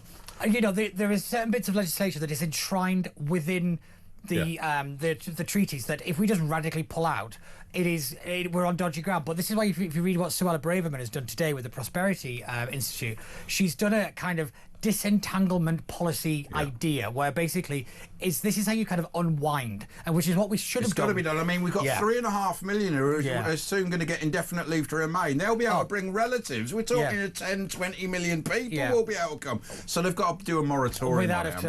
So all the men will be bringing the wives and children. And all other family. You could be So talking 20 people each. You could be talking, what, 15 million? Well, they have big families, a lot of these people. Yeah, because I think if you look at the Afghan list that was leaked, half of them weren't related, but they were family. No, they were each one of them, one had 25, and a lot of them had late teens, the amount of people they were going to... Anyway, let's go to the Soar Away Sun, and this is the face of evil. This is the picture that's been released of the Charlie Kirk killer, they say in the Sun. Ammo carried pro-trans messages on the casings and apparently inside the rifle. Cops last night released a chilling picture of a man linked to the assassination of free speech champion Charlie Kirk. The murder of Donald Trump's ally with a single bullet from a sniper's rifle rocked America. The president blamed the radical left for the death of the 33-year-old dad of two. Amid reports, the bullet fired at a Utah university was engraved with transgender and anti-fascist ideology. Yes, I will say, though, that the right has a role in this as well. We have indulged in outrage culture. We have done the whole, this person slaps down that person, and we've built it up, and we built it up, and we built it up, and eventually this was going to happen. It took two to tango in this. Don't get me wrong, it was the left that pulled the trigger. But we presume and all that. But they have a bit of a nasty lot, aren't they? Yeah, but we indulged it. The right indulged this stuff, and I think that has to stop. I do think what the do you name mean indulged it? In other words, you can't go around saying, you know, like the Lord Harmer stuff. That is a line, and then the next thing to be the most extreme, then to be more extreme, because the more extreme you are, the more attention you get. The more attention you get forces people to be more extreme. That's why you get people shooting each other for attention. This is the problem. It starts off as a really small, insignificant thing, but eventually, as my mother always said, someone's going to get hurt. A stupid person is going to take their word for it and exactly. And do it. Yeah. And unfortunately, there's a lot of stupid people. But isn't there a lot of personality? One as well. Isn't there a lot of personality politics in this? I mean, I remember I went to my Tuesday's conference and somebody started shouting at Dan Wootton and I told him to shut up, and suddenly everyone, like the whole world, went into meltdown. Like, what is the beef between Andre and I don't know who this bloke is. But that's the don't point. Know who he is. It's the same with the Oasis and Blur thing. You know, it's a manufactured outrage. Yeah, the problem is not everybody realises that it's manufactured. All that happened was he had one question he asked for, so I told him to stop, and everyone was going, "What's Andre Walker's beef with this guy?" Yes, exactly. I know exactly the clips you're on about and all the rest of it, but this is it, is that when you also ratchet up, it forces the other side to ratchet up as well. This is the thing where I keep calling it that social media is an amplifier. So basically, it doesn't create the problem, it just turns the volume up. And unfortunately, that's when everybody starts screaming at each other, and then, you know, somebody gets a gun. Yes, absolutely. Right, Daily Express, Princess Kate's public display of love for GC and L. That was very nice with her kids there. And then the main headline, weak Starmer under fire for Mandelson fiasco. Keir Starmer was branded weak last night. Well, we could have told you that last year, of finally sacking Peter Mandelson and plunging Labour into further disarray. But hang on, did he sack him? Because or did he redeploy him? Because he said that he has had his, what was it? He's been withdrawn. Yeah, so basically that's what happened. So not sacked. Yeah. No, because so he's still an ambassador, but he's now an ambassador with no embassy. With no embassy, yes. But there's a new ambassador, isn't there, in there caretaker one? Yes, so basically the deputy ambassador takes over. They call him the first minister, they call him the charge d'affaires. That's the one. And which I also think it's definitely a 70s band. Yeah, great. A prop rock. Yeah. They think it might be the former head of MI6 that becomes which would be an ambassador. excellent appointment, That would be a better appointment. He would already passed He the probably should have security. had the job originally. Exactly. The Daily Telegraph next. Starmer faces MP's fury over Mandelson's scandal. Labour figures question PM's judgment after Ambassador. So they're turning against Starmer but then there's now. also some people that are turning against Starmer because he shouldn't have fired him. Like, the Labour Party is so divided. It makes the Tory Party look like they're also holding hands and singing Kumbaya. We've almost forgotten about Rayner, haven't we? That's sort of forgotten about. This is the big point here. A week's a long time in politics. You've got Mandelson and you've got Rayner. These are two big figures left under scandal and a dark cloud, and we cannot allow that to be kind of pushed off the table. Well, and the woman who's got the family who are embezzling money. Oh, God, there's loads of them. There's loads of them. Yeah. There was a woman who robbed her mobile phone. And this was all within a year. I mean, Starmer's selection means he can't really be be trusted. It is interesting, really, that, you know, one of his main job is picking people, and he doesn't seem to be very good at that. Charles Dance as well in the Telegraph. Why Bond wasn't for me. Anyway, let's because have he a look didn't at get He didn't get asked. Yeah, that's right. exactly. Yeah, It's like when people rule themselves out for being Bond. It's not for us either, is Yeah, it? it's not Maybe for me. Pete. Free speech champion accused of hate crime. A free speech champion who was harassed by a trans police officer had a hate crime recorded against him after posting a tweet. Harry Miller, he's been on here many times, a gender-critical campaigner, was questioned under caution by Lincolnshire Police for a post welcoming the officer's dismissal. A former police officer himself, Mr Miller, had been a victim of a sustained campaign of harassment by Lindsay Watson, a transgender constable with the Leicestershire Force. Yeah, and so that tells me in that situation, it's not the first time that that officer has done this. And no, this is there's an ongoing situation with them, isn't there? Yeah, and this is a big problem, is that we have looked the other way because they're a minority. That's a big problem. So what about what Graham Linehan said when he said, "Let me guess, a trans activist has sent you here"? Yes, yeah. You know, I worry because there are. I mean, I've got a friend of mine who's got Asperger's who has been done with harassment, and basically he's a very lovely guy, and unfortunately because of his disability he gets fixated with things. Yes. And what he did to harass somebody was he met a girl at university he quite liked and then sent her sort of 500 text messages. Yeah. I personally don't think he should have been prosecuted. Well, sorry, shouldn't have been given the caution for harassment. Nonetheless, we know a large number of trans people have got Asperger's and autism, and I just worry whether they become fixated on their opponents and run a campaign of harassment against them, guised as a political campaign. I think you're right. Yes, I think that is a real problem that I don't really know the answer to, but it's something that definitely needs to be looked at. PM overrules Miliband on net zero projects. Thank Keir God. Starmer has overruled Ed Miliband by snubbing plans for a green energy plant. The Prime Minister has effectively closed the door in the construction of a major hydrogen project. I mean, it's ruining us, this is. I mean, when's Miliband going to go? He's deranged, you know, sitting there with his eyes on the ukulele and the big stone about the NHS promises.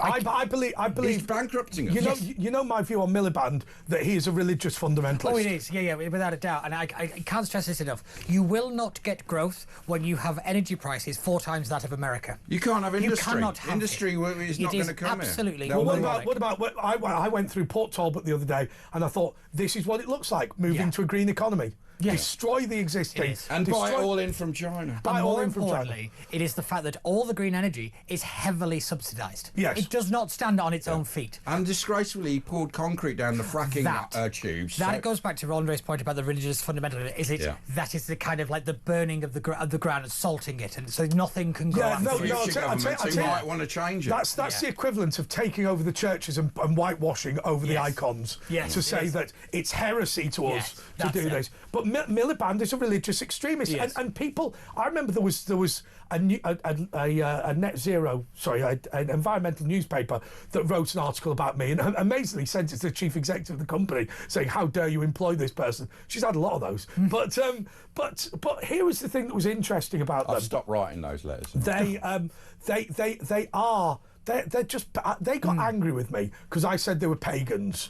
Right now, it may well be that climate change is a science, but it is also a religion. Oh, it is, this is the point, is that it's not even a science anymore, because the nature of science is that it is continually evolving and it continually questions. It's not proven. If you ever hear the phrase, it's settled science, they don't know what they're talking about. There is no such thing. We got a little breaky. If you're listening in the morning, Mike Graham's coming at about 25 minutes. It's me and Andre and PT. Oh, look, Mike Graham's looking through the window with a croissant. Put your top on, Mike. There's crumbs all down your hairy chest. Anyway, we'll be with the Daily Star and news about Lineker. He's back. Oh, God. He's another one that you just won't go away. Little breaky here. Oh, sorry. Breaky.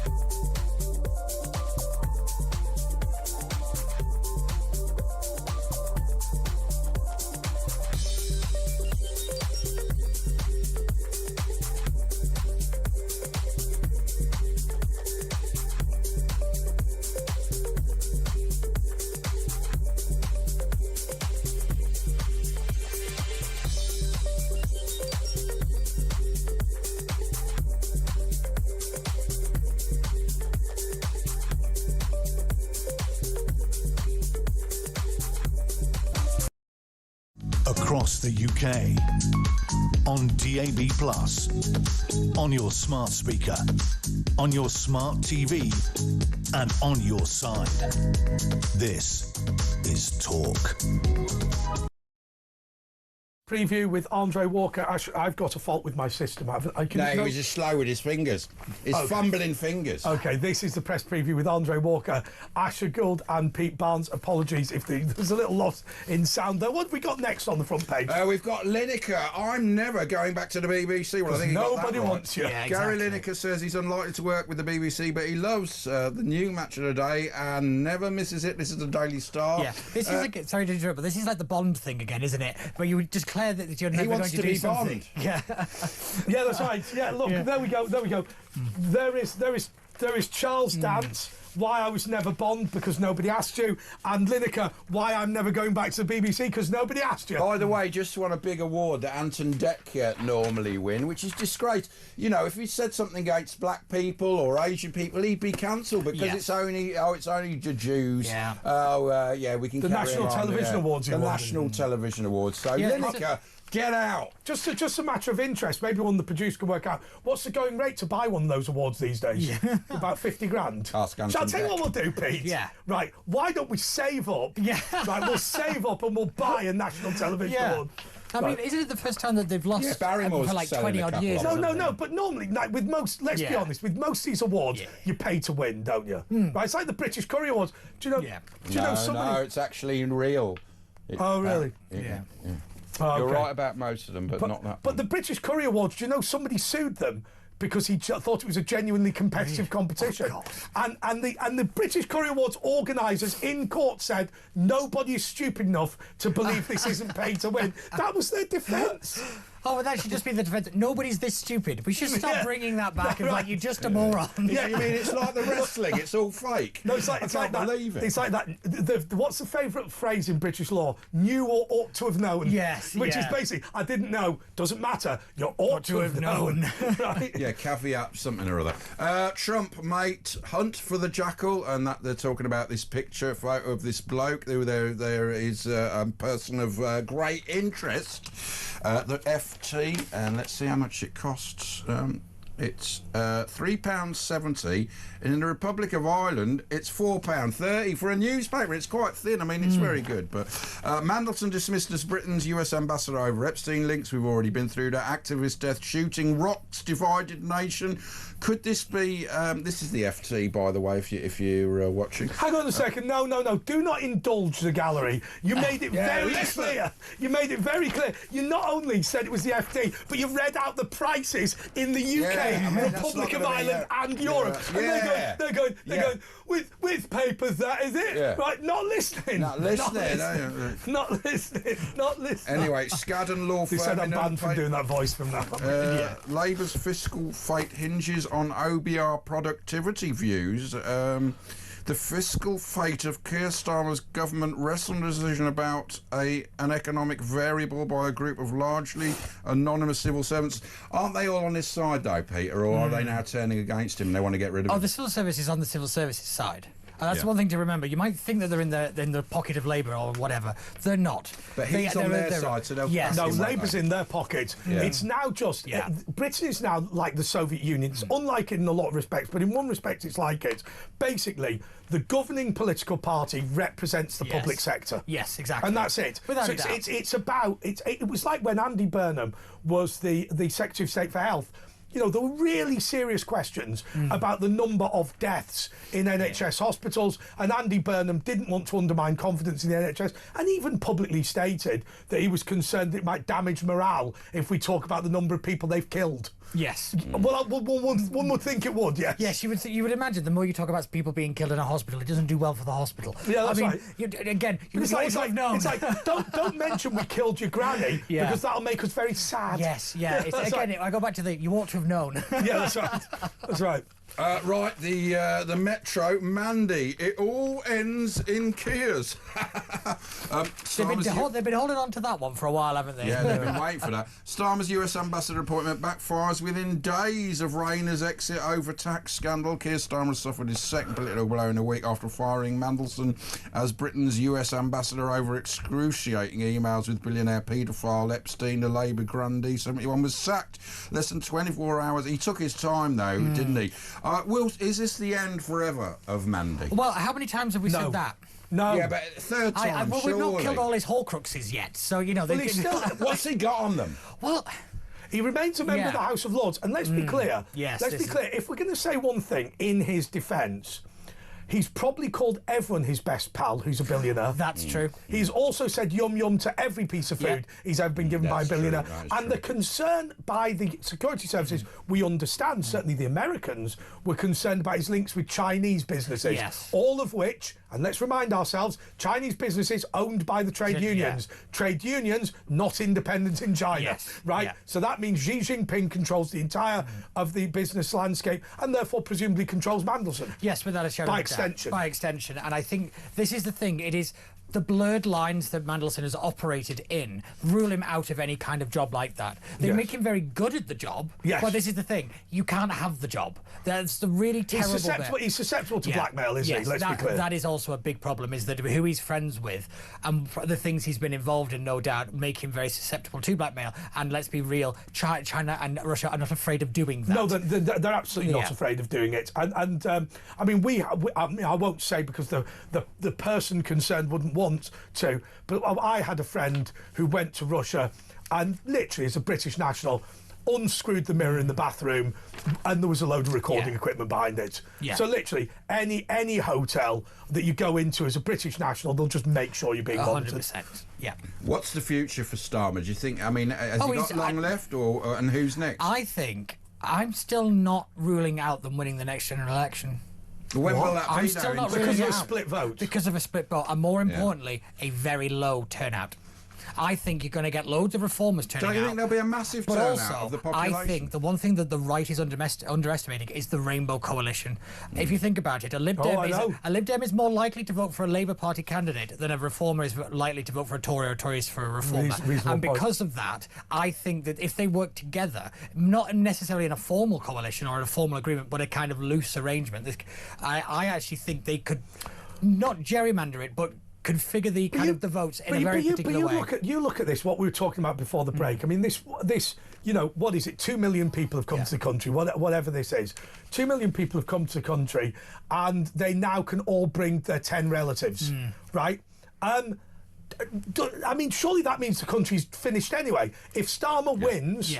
If Starmer wins, the country will collapse because 20 million extra benefit claimants, the country's bankrupt. I mean, it's probably bankrupt now. Yes, so people always, I think it was Elon Musk said that we've got one more general election in us. I think it's already done, if I'm being honest. I think financially, I think this country is so far on its knees now. But don't you think that it will be, the population will be engaged more than ever like Brexit again? Because, you know, we've seen all this flag waving, everyone is going to come out and vote, and this could be the biggest turnout ever. Again, I go back to the point of how can the most unpopular government of all time be polling them second? Because the Tories are seen as the same, but even worse in a way. But again, if the Lib Dems and the kind of the Greens and the SNP and all these kind of little parties all work together, which they are more than likely to do than the right will ever work together, and they can have a coalition, or at least a loose arrangement to keep Farage out. And that is why I have continually said Farage is the problem, because he's why they're not voting for reform. But doesn't it take one cycle for that to go through? So let me explain what I mean by that.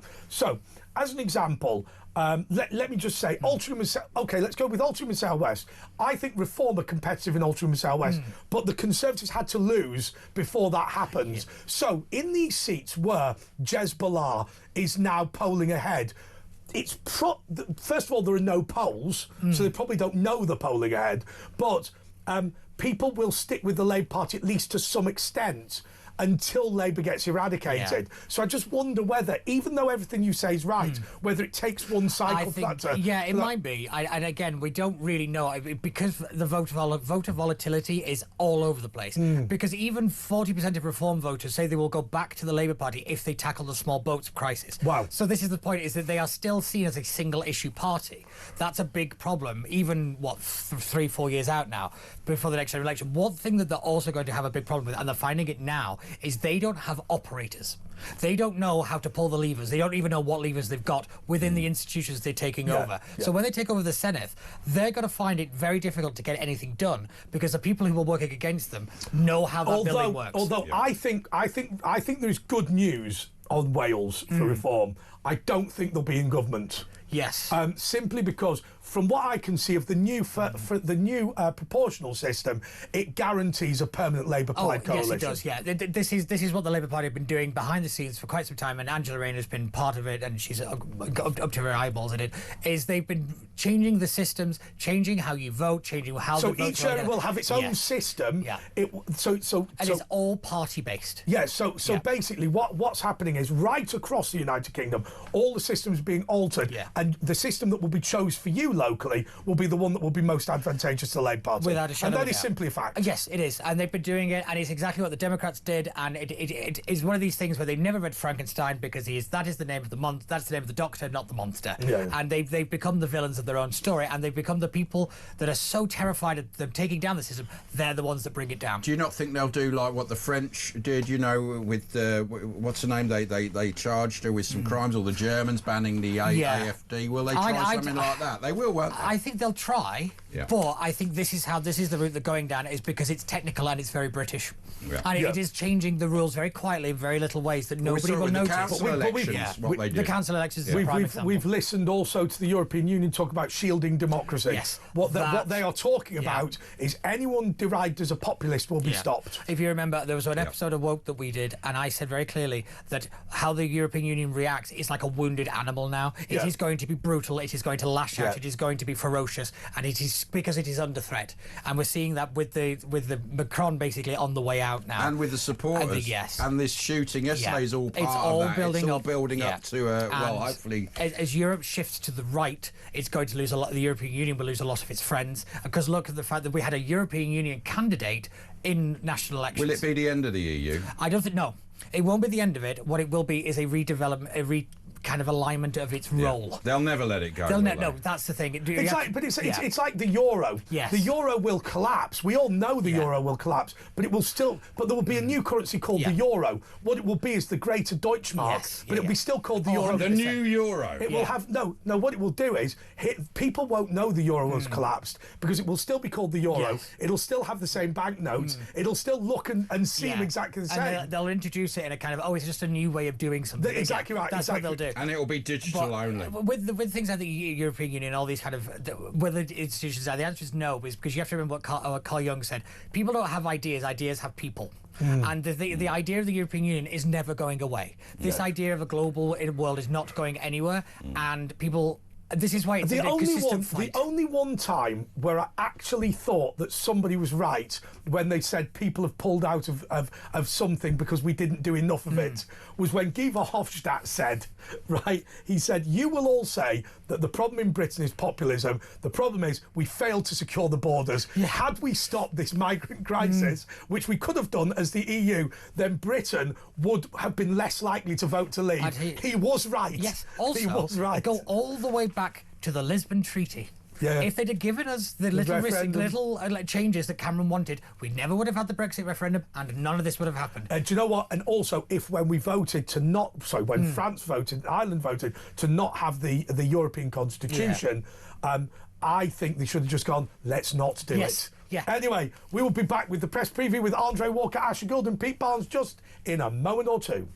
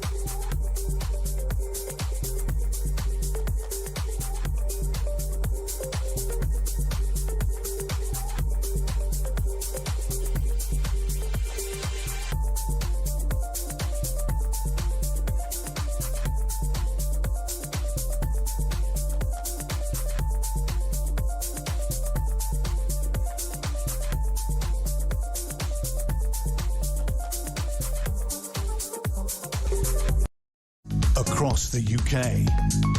On DAB+, on your smart speaker, on your smart TV, and on your side. This is Talk. Yes, this is Talk, and I want to talk about something that we spotted in the Daily Telegraph, and I just wonder what everybody thinks of this. This is this story about the next president of the Oxford Union. He's due to come in January. Each president serves for one term. They are students at Oxford, but the Oxford Union itself is a debating society that is independent of the university, somewhere where I've spoken on multiple occasions. In fact, I think I made the semi-finals of the Oxford debating competition once. But anyway, the incoming president is George Arabioni, I think his name is, and he said Charlie Kirk got shot, lol. And then he also said this is an effing start, which I think demonstrates what he thinks. Yeah. Also, and he deleted him, by the way, because he realised. My dad has pointed out something about this guy, which I think's interesting. He got into Oxford with 2 A's and a B. Now, normally it would require 3 A stars, but I don't know if you know, the Oxford and Cambridge admissions now works in a different way to what it used to work before. You ready for this? So it used to be who gets the top marks. Now it doesn't do that. What it now does is it puts your school into bands. And it's where it's the postcode of where you did your GCSEs that is. And so what they do is they say silo number 1 is the poorest demographic, if you like. We take the top 1% of that. Silo number 2, we take the top 1% of that. Silo number 3, 4. So effectively, this guy is not the best candidate to be at Oxford, and maybe actually quite far down the list. With 2 A's and a B compared to 3 A stars, he would be very, Which very means low. they're lowering the quality of the universities. Yes, but what happens is, what he's done is he's been within the top, say, 300 in his particular postcode, in his particular postcode demographic. Well, I think that raises all sorts of questions, but what can the Oxford Union do, Pete? I don't know if you disband. But do us all a favour, just go away. But the Oxford Union, I mean, they put Steve Bannon on, they put Charlie Kirk on. Yes. They have been a bastion of free speech. Yes. When there was that case of the gender-critical feminist, Oxford Student Union said that they would withdraw support and money from the Oxford Union. Oxford Union ignored them and let the woman speak anyway. This guy's got to go, hasn't he? Yeah, he has. But the problem is they'll get rid of him and the next person will be exactly the same. Our universities are now full of these type of people, particularly Oxford and Cambridge. Yes. They have become... They're at the pinnacle of it. Yes, but more important, as we always say, they take this stuff from the campuses and they take it out into the world. Yes. For too long, the right laughed at this stuff. We thought it was all funny with their old blue hair and all the rest of it. We're not laughing now. I have to be honest with you. I've worked for some major corporations as a freelancer with my public speaking business, and the stupidity you see in student unions is all in HR. Every major corporation in this country has HR people who are those absolute nutbags from But university. also, this is the thing where people keep saying about how we kind of de-woke. Everyone keeps saying woke's over. No, it's not. And because it is in the HR departments of the corporate world, of universities, of the legal sector and the political world, because it is now so ingrained. We should just prescribe as a terrorist group every HR director. Well, you can't do that because the current Home Secretary, she abstained on the Palestine action. She abstained, so it doesn't really... That's brilliant, isn't it? I mean, just that statement alone... It's interesting your take on this, and it's interesting Chloe Dobbs' So Chloe Dobbs, as a member of the Oxford Union, believes it is savable.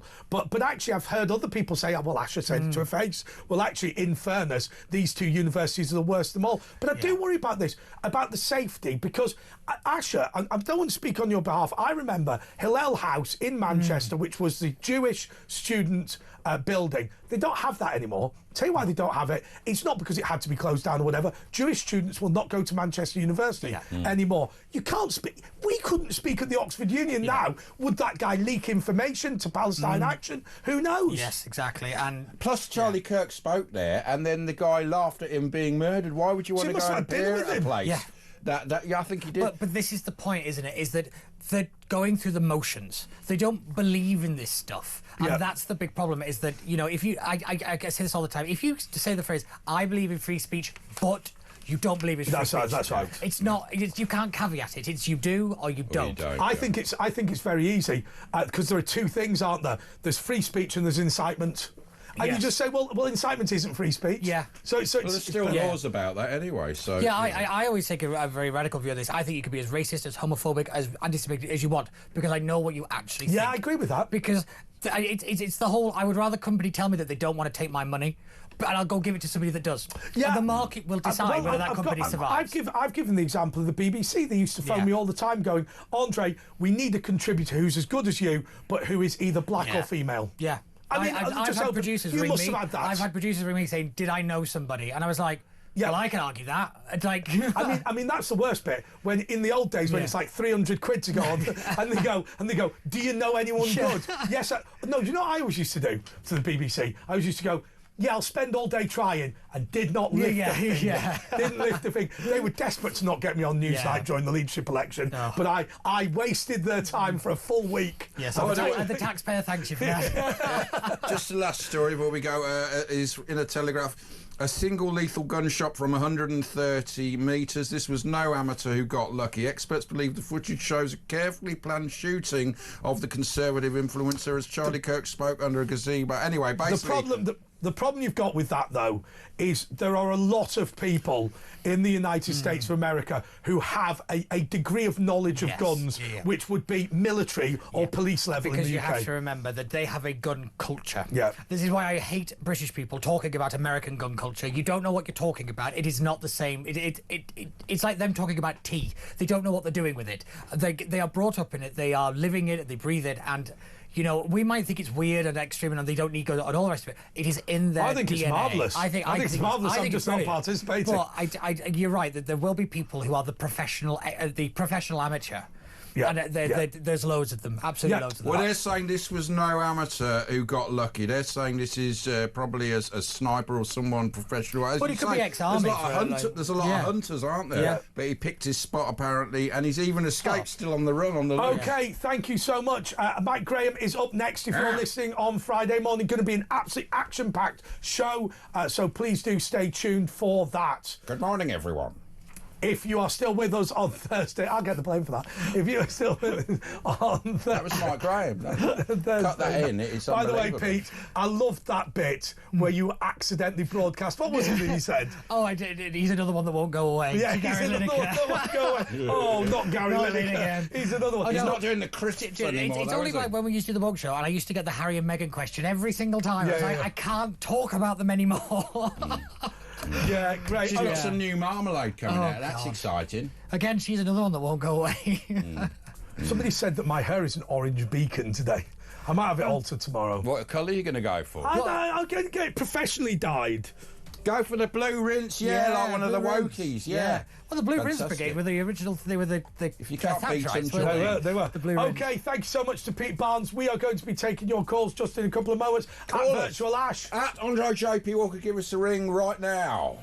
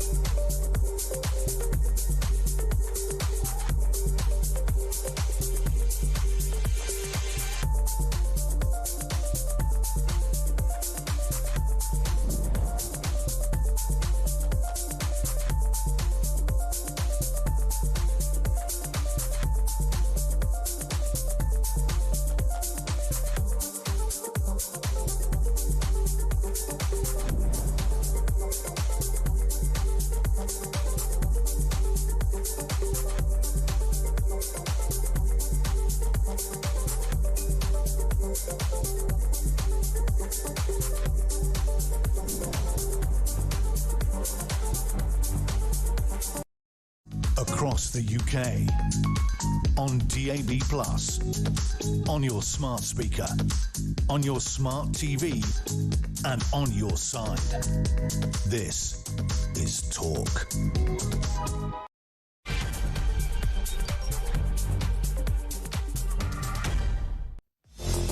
Broadcast could have been better worded. Slow again with the fade, isn't it? Could have been better worded. Charlie Kirk, who was a strong supporter of gun ownership. Jesus, what is wrong with you? Okay, Grace is in London. Grace, you're on Talk. Hi. I kind of feel it'd be better for you not to use Jesus' name in that way. But anyway, what way was it used? in a way that I wouldn't think is ideal. But I'm not. Sorry, I shouldn't even mention it. It's not worth me. What did you say? What happened? Never mind. I think that. Did you use the Lord's name in vain? Yes. Yeah. That's the fifth commandment you've broken. But you're a religious man. Sorry, for God's sake, it's the name of a person, right? Let's not. I'm sorry, I shouldn't have mentioned it. But on that note, I think that it is important for us to recognise that ultimately all of us are flawed, and it's not necessarily going to be massively constructive to make out that the problem is a left or right issue in the way that some people are doing. Yesterday... Yeah, but the left are worse, aren't they? They're nasty and they're violent. The right don't say, kill these people, do this. They're all, Hitlers, and you know what I mean? It doesn't work like two ways. I don't know how you measure it, because everyone's so different. Well, just use your ears and eyes, look online. Well, I do. Yeah, but when someone from the left's killed, you won't get all this stuff. When we listen to Neil Basu saying that whilst jihadi terrorism is the most serious problem in Britain, the biggest growing problem is far-right terrorism, and you're talking about people running round a park in Vauxhall doing personal training, and you go, look at that far-right group, ready for war, comparing them to Al-Qaeda, it's garbage. I completely agree. But I wouldn't say that you could put Al-Qaeda into either left or right, particularly. I agree with that. Yeah, but look at the Brexit. When Brexit was, when they won, the Remainers were relentless. If Remainers would have won, Brexit would have gone, well, it's a fair vote. Yeah, that's right. And they wouldn't have bothered. We know that would have happened, Grace. I'm very pleased that I abstained in the Brexit referendum. Why? Because I felt I didn't know enough about it. That's what Remainers all say. Well, but I'm not a Remainer. I didn't vote Remain. Yeah, but come on, right? Well, then surely you should vote for sovereignty if you don't really know, to be sure just side with your country. Yeah, that's right. The default position should be leave. Yeah. No, the default position should have been never join. Well, yeah. I really don't want to talk about Brexit. It's just a nightmare. But it's not. My point being that the thing that was really in my mind yesterday, hearing about Charlie Kirk, earlier on in the day, actually, I'd seen a clip from Turning Point UK showing people rioting violently outside a Jeremy Corbyn event, which Jeremy Corbyn turned out not to be at. And Turning Point UK was praising these people as patriots for trying to ram their way into a building. My point being that it's not just that people on the left misbehave. You can get people misbehaving. Yeah, but it's mainly people on the left. Well, Let's face it, look at these patriot protests. But hang on a second, Grace. Have you phoned us to tell us Turning Point UK are as bad as the people that gunned down their boss? No. I'm not saying that at all. What I'm trying to say is that humanity is not as simple as left and right, and that what was in my mind yesterday after I heard about the tragedy of Charlie Kirk being assassinated was love your enemies. Jesus said that we should love our enemies, and that's really hard, and that doesn't mean we need to agree with them at all. But that's the right say that. The right wanted Charlie Kirk. He likes to debate with people of the opposing views. Yeah, it doesn't work the other way around. You've got to wake up and smell the coffee, Grace. I'm not in any way disregarding the fact that it was great that he spoke to people with differing opinions. I think that what we have now. But would you? It's the same with Farage. It's the same with. Would you thank the person that shot Charlie Kirk? Why on earth would I do that? Well, turn the other cheek. Say, hey, shoot me as well. No, it's not. It's not my cheek that was slapped. Do you think he should be forgiven? It's absolutely not up to me at all. I think that forgiveness is about the victims, that is in this case Charlie Kirk's family, and about God and whether the person would genuinely repent and turn to God. I've got no reason to believe that he has done that, but that's between them and God. All of us need forgiveness, and all of us are offered it if we genuinely repent and turn to Jesus. But that doesn't at the same time override the fact that there are victims who also have a right to feel furious. Because the reality is, the reality is, whilst forgiving those who trespass against you may be a Christian principle, there's also plenty of Christian theology that says that person should also be punished for the crime they've committed. I'm not disagreeing with that at all. I think it's very important that there's. But why are we the people that are doing so much to destroy our society? Why are we rewarding them with rights under the Human Rights Act? Why are we rewarding them with council houses? Why are we rewarding them with large sums of money paid for by Social Security from a bankrupt country? Because it's one thing turning the other cheek. It's another thing explicitly rewarding bad behaviour. Are you referring to people in small boats? No, I'll tell you what I'm talking about. I'm talking about a group of people who are deliberately coming to the country in order to undermine the country, and the fact that we are giving succour to them. Yeah, well, I would concur that people who are coming with ill intent or with no right to be here should not be allowed to be here. I think that the system needs to prioritise people who have a genuinely good case to come, because there are some people who have fled horrific situations of war, and it's really important that those people get places and other people don't. No, we're getting rid of that. Thanks, Bryce. Let's go to Cindy in Pigeon, which is in Michigan. Pigeon. Oh, no, Steve in Warsaw. Steve. Steve.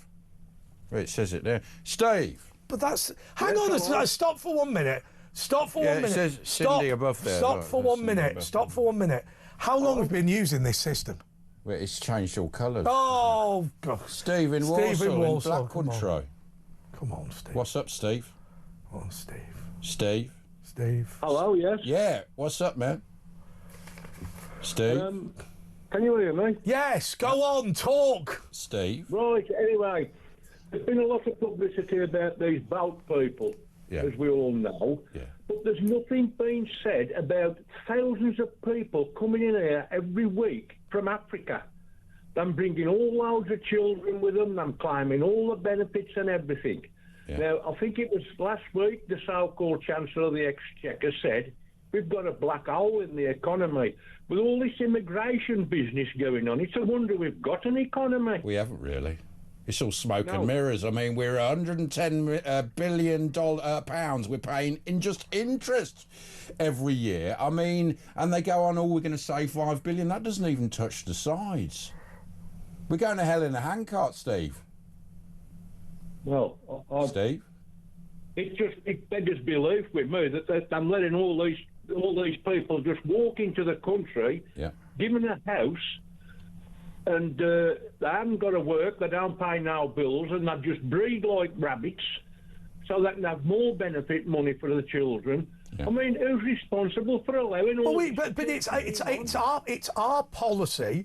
It's our policy to ensure that all the waifs and strays and the unskilled of the world are allowed to come to Britain. We are embarking on an experiment.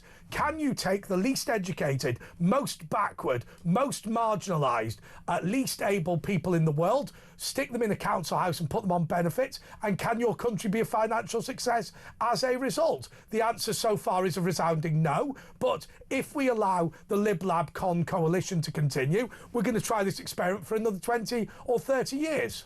He did promise change. Well, to be honest, myself, I just despair with the whole lot of it. We all are, man. It's just beggars belief. I mean, anybody with any sense would stop all this, because we're under no obligation to do it. Well, how many millions of British people have left the country? My next door neighbour is going back to Latvia, and they said because they want to bring up their children in a Christian country. Now, you like that or you don't like that, that is what they've said in Windsor. OK, Cindy is in Michigan. Cindy, you're on talk. In Pigeon. Hey, gentlemen. It's a sad day today and yesterday. How is it in America? Tell us all about it. Yeah, what's the feeling in the States? Oh, my gosh. OK, well, you know, all over my Facebook, the extreme left are saying a lot of harsh things and a lot of unforgivable things. And I will say Jesus did also say, by the way, an eye for an eye. I don't think Jesus did, but it is in the Bible, yes.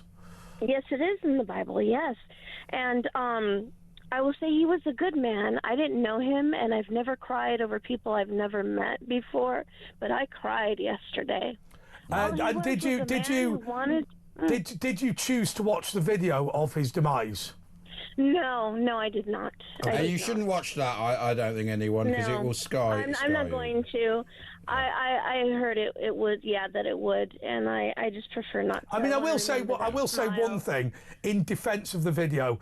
I'm no medical expert, but that man was dead before he knew he'd been shot, in my view. Yeah, I think so. It did look so. And that's good. That's good, because he didn't feel. That means he didn't feel pain. Yeah. And but here was a man. Here was a man of peace, a man of love. Talk, Andre. A man of peace and love. That's right. He just wanted to talk. He offered a platform to anyone and everyone. Just come here and let's talk.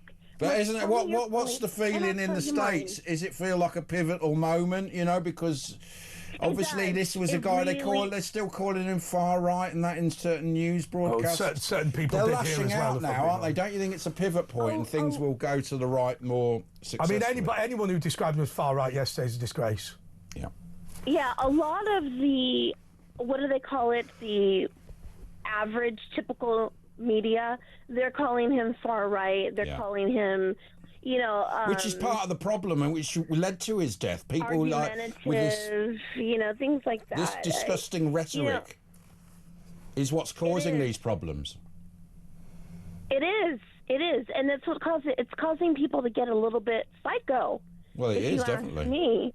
And then all it takes is one psycho to think, I'm going to do this. Well, Trump had 3 attempts on him, and it's obviously getting more and more. We in this country, we had, not as serious, but Farage had stuff, concrete thrown at him. He had stuff thrown in his face, and it's encouraged by certain media outlets, and it's got to stop. Right, because... and I fear even for you and Andre, Ash. I fear for especially Alex too. She's a woman. I know, she takes the bus. I knew that. Like I that really makes me uncomfortable. Well, but I made this point. I made this point when somebody tried to kick Martuzi's door in when he lived in central London. You've got to get out of this area. I mean, I live out in the sticks, and I think there's less of a problem. You've got to remember, and I'm going to say that, I'll just come out and say this.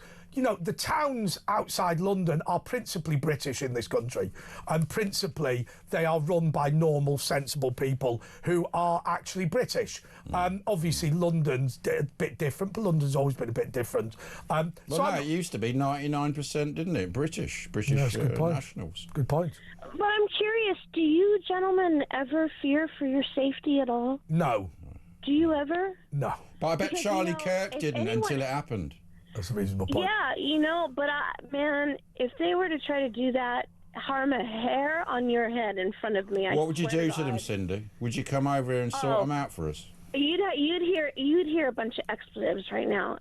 That's what I would do. Well, in that case, I would defend you with the last hair on my head. In that case, can I ask everybody, if you want to do anything helpful, please say a prayer this weekend on Sunday for the security officers in this building and in other buildings like it. They make a massive effort, and sometimes we get a bit moany because they won't let this person in and won't let that person in. But the people here, I will tell you, will not even let a food delivery in to the building just in case it's not a real food delivery. They threw away our samosas. A few weeks ago. Somebody sent us some free samosas, and they incinerated them for security reasons. Special box, and they were just securely exploded. They destroyed the samosas. They destroyed them. Actually, Cindy, I've changed my mind. I've changed my mind. Which normally happens the next morning. Do not say any prayers whatsoever for security after the samosa destruction incident. Yeah. That was a disgrace. Yeah. Didn't even get a naan bread. Yeah, that's right. They wouldn't even let them. They were even suspicious of the naan. I was in an Indian restaurant a while ago, and this guy walks in and he goes, "Can I have a naan and chips?" And the guy goes, "What do you mean naan and chips?" A naan butter. Naan is bread. He goes, "I know." And he got it. He folded the naan over and just had a massive chip. That sounds beautiful, actually. Yeah, naan butter with ghee. You wanted a, wait a minute, you wanted a what in bread? No, chip, you call them French fries. Within the naan bread, which is like a flatbread, like but a if you tortilla. think about it, naan is flatbread, and they spread on the top butter, don't they? It is hot butter. Well, ghee. Yeah, it is. Well, it's ghee, clarified butter. It's not. It's all been clarified, whatever that means. Do you know what that means? Means everyone's clarified. It's only the fat and nothing else. There is good. problems with diabetes. I'm not gonna lie, it sounds pretty good. I'll tell you what, Cindy. You know what I mean. Cindy, let me tell you what happened to me today. Right, let's tell all of you. See what you think about this. Right, so I was walking. Okay. I got off the tube. I got off the Elizabeth line at Bond Street to change for the Jubilee line. You got a tube today? No, I didn't, because it was just the Elizabeth line that was operating. Yeah. So anyway, had to muck about, had to go to Farringdon and change to come back to London Bridge on the Thameslink. These details are not important. There was this gentleman there, and he decided he's eating some popcorn, and he just threw his bag on the floor. So I picked it back up, and I said, "You have that back." And he said, "How dare you say that to me?" I said, "Take that with you. You know, you're an absolute disgrace." He said, "No." And he got it, tried to put it in my face, said, "You put it in the bin for me." I said, "No, you put it in the bin, you filth beast." And I said, "I wouldn't mind you stink as well." So we had a big argument, and I will tell you one thing. I'll tell you what it was that upset me. Yeah, what happened in the end? In the end, there was rapprochement. The train came, we had to walk off. And was the popcorn wrapper on the floor? The popcorn wrapper remained unmolested on the floor, unfortunately. What upset me was, once again, I'm just going to say this, foreign accent, don't know what country he was from, but that's somebody who's obviously been given a future in this country and has so little respect for us that he doesn't. I'll have been paying for his council house and all of his benefits. Well, they hate us for that. A lot of people will look down on us. Good for you for standing your ground. Yeah, but it didn't work, did it, Cindy? Good for I mean, you. some cultures will think we're weak and stupid, and we are for giving them stuff, and therefore they'll actually punish us and hate us even more for giving them stuff. We've got to get with the programme and understand how other people work. Sorry, Cindy, carry on. Andre, you should have shoved it in his mouth. Well, it's probably more nutritious than the popcorn. Shoved what in his mouth? I think you earned Well, a that's new a good nickname, question. Andre. Big balls. Yeah, he's got big balls, but he shouldn't have shoved them anywhere. Okay, let's go to a break and then regroup. Back in a mo.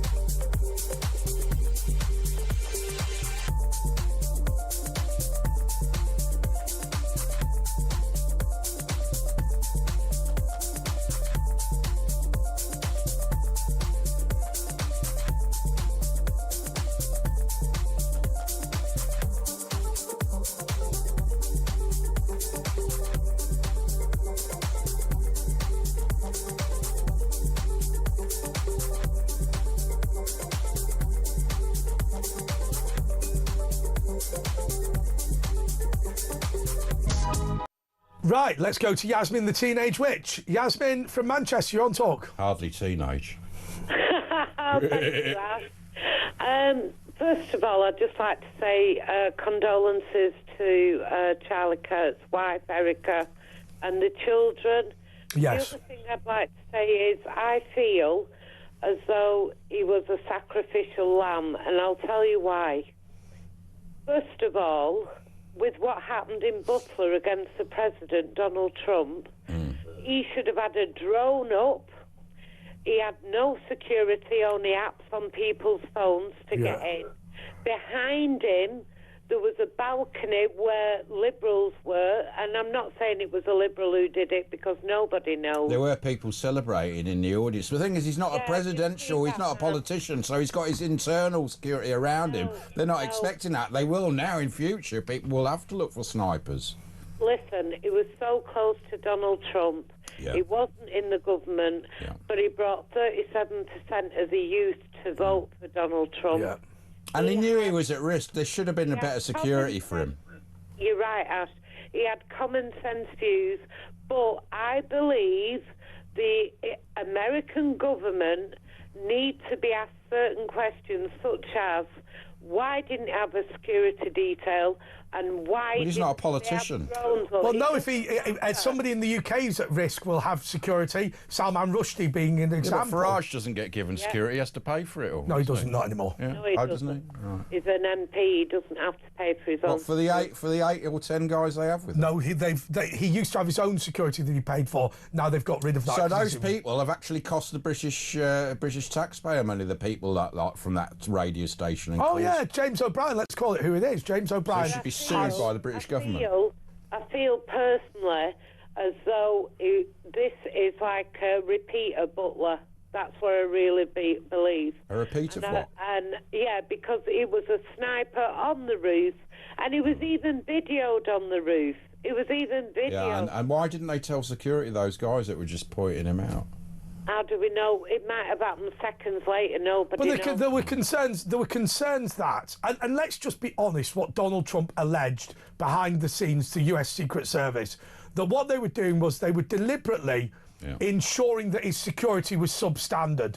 Not because they were plotting to kill him, but because they believed that somebody would kill him at some point, and if the security was substandard, he would be killed, and they would get what they wanted. Now, you know, how do you prove that? Well, it was ridiculous that a sniper, you'd have thought the Secret Service would have watched a 360-degree any sight line. It was very strange, and it happened again, didn't it? It was very odd. To me, it's like the CIA, the FBI have let him down, and they knew he was at risk. And I don't care if he was in government or out of government, that man had close ties with Donald Trump. And that is why he's not here anymore. That's my opinion on that. The other thing about Mandelson, I don't give a damn about the $1 billion deal he had with Epstein. I don't give a damn about his politics. All I want to know is one question. Did he abuse anybody on that island? And as it stands, there has been no suggestion that he did, and no victims have come forward, no evidence has come forward of that. But the problem is, and look, we don't want to defame the man, but at the same time, what were all these celebrities and powerful people doing on that island? We know that Jeffrey Epstein came out of prison having been convicted of child sex offences and then committed more. That talks to the habitual nature of him. Why would you stay friends with him? But I think there is... I think it was to do with money. I mean, I've seen something in the Telegraph saying he was asking Epstein to come in and sort out some deal that we were doing in Britain, because obviously he was a powerful hedge fund guy. I think with Mandelson, it's more about money. I think that's probably true. I believe that's probably true. Are we allowed to ask that question, though? Well, yeah. Is it a reasonable... Well, it is a reasonable question. And what the newspapers have said is that they've said continually that nobody has suggested that he behaved in an inappropriate sexual fashion. And by the way, one would assume that the MI5 and MI6 vetting would have raised this if it was a problem. My understanding is the vetting... The problem was related to his business dealings around the world. The fact that he's just in the pocket of everyone. And the other thing I'll say as well, Keir Starmer, when he had the chance, didn't get Jimmy Savile. Oh, yeah.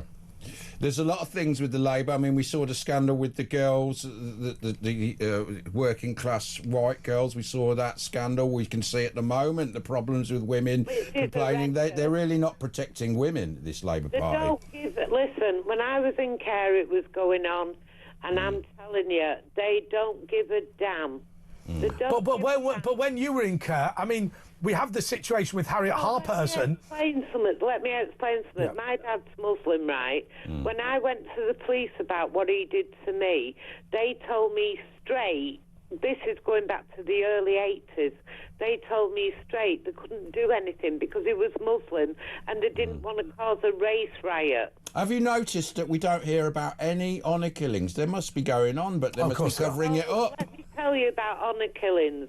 They're Murders. happening week in and week out, week in and week out. And we're not hearing about it. It never gets in the newspapers, and the way they do it is this. You know, like they wear those scarves, you know, them long scarves? Oh, what they do is they say they were cooking and they got set alight. Oh, I see. And the other thing is, years ago, it's not talked about, but it's true, there was a man going through an airport to go over to Karachi, and he had his daughter in the suitcase dead. And there's things like that happening. It's horrendous. And do you know how they find the girls that leave the families? Try and guess how they find them. The family finds them. Because the girls, when they move to a new area, they get in a taxi, they take a photograph years ago, ask the name and everything, and then it's like a little network with the taxi drivers, and they let the family know who they are.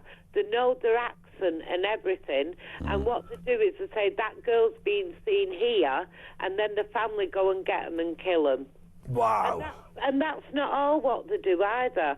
There's another thing. You know, the imams, the Muslims, the holy men, what they do is if a girl refuses to get married or go abroad to get married or bring her husband over here, they nearly beat her to death because they said the devil's in her. Do you know what I mean? I'm sure it's not all imams, but And you know the other thing they do? Do you know the other thing they do, which colleges and colleges anyway, don't tell you about? When the girls are 16 and they're leaving school to go on to college, instead of doing hairdressing, they get a £4,000 grant or £5,000 grant to do it, and they use that to fly over to Pakistan and come back with a partner. Nobody knows all these scam things that happen. But can I ask you? You said your dad's Muslim, so you're mixed race of some description. What is your family background then? Well, my family background is my grandma on my father's side is Irish, and my grandma on my mother's side is Irish. My granddad was Muslim, but he was born in India before the partition. Before partition, yeah, sure. But so your granddad was Muslim? But my grandma was Jewish, and she had to hide it. So she was married to a Muslim guy. She didn't tell him she was Jewish. Yes, exactly. Sorry, I'm not being critical of somebody I've never met. But if you know that your partner is so racist that they would kill you for being a Jew, I mean, you wouldn't marry him, would you? My granddad wasn't like that. Wasn't he? he? Was very Western. Also, a Muslim man can marry a woman of any denomination. It's the other way around. There's a problem. Exactly, the other way around. Yeah. But the thing is, I personally, myself, I believe in Mother Nature and things like that, as you know. Oh, there's a quick thing I want to say about that. You know, like, is it true that we're floating in space in the world? The world's floating in space? Yes. Yeah, it is true. We're floating in space. To let everybody know that the Earth is our spaceship. It's our life support system. So please try and... Well, let me tell you something. When people say, I want to go into space, no, you're in space now, and this is the best bit of space. Right? Don't that bit out there is rubbish. We're already hurtling around space. That's amazing, Andre, what you say. That's amazing. It's not really. And by the way, Andre, maybe to I want you to you. do We me all a knew, didn't we? I want you to do me a favour. Let Ash talk a little bit more, because I love hearing his voice. Is it because of the wisdom? Right, okay. No, it's problem. sexy. Now, look what you've done. You've hurt his feelings. You can take him up to the You've gone too far now. Look, you've hurt his feelings. And by the way, I love your rugby shirt. No, it's too late. He's gone. You've really hurt his feelings this time. You've gone that little bit too far. Andre, what I want to ask you is this, and this is important. Let's get that out. It's all about me. It's a serious question. Shoot. And I want to really know this because I'm scared. Do you think there'll be a nuclear war with Israel and Turkey and Doha? Do you think Israel will fire nukes? What do you think? No. It'll be between China and USA. No, don't worry, there won't be a nuclear war. I think what we need to be worrying about is actually war within. I think lots of countries are going to have to, they're going to have disruption, aren't they? Civil wars possibly, and maybe that'll catch on like the Arab Spring did. I believe this world is zoned, and I'll explain what I mean. I believe the Chinese have their land, I believe the Africans have their land, I believe the Europeans have their land, and whatever. And all this mixing up of cultures is causing hurt to everybody. And the thing is, we don't mind that. Britain is so generous helping people abroad, so generous helping with charities and whatever, and so is America. But what I'm going to say is this, and this is the key thing.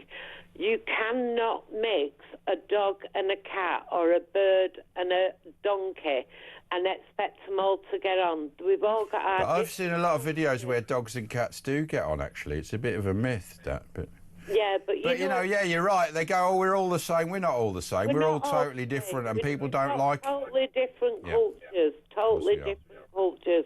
Yeah. But I just wish that... I'd love peace all around the world, and I'd love everybody to get on. And I love Jewish people. Do you know why? Because all my life I was employed by Jewish people. All my life. I've never had a job with... What, were you in the schmatter trade? Listen, I've been in schmatter trade and old clothing and whatever. I've been in electronics. I've done loads of different jobs. But I'm telling you, the Jewish people are the kindest people. They've really helped me through my life. But I wouldn't trust them with electronics. Maybe the schmatter. Hey, no, Cascade Electronics. Yeah, there are some of the odd ones that are quite good, and you go, how come you know about that, about putting a plug together? They were brilliant to me. They were so generous and caring.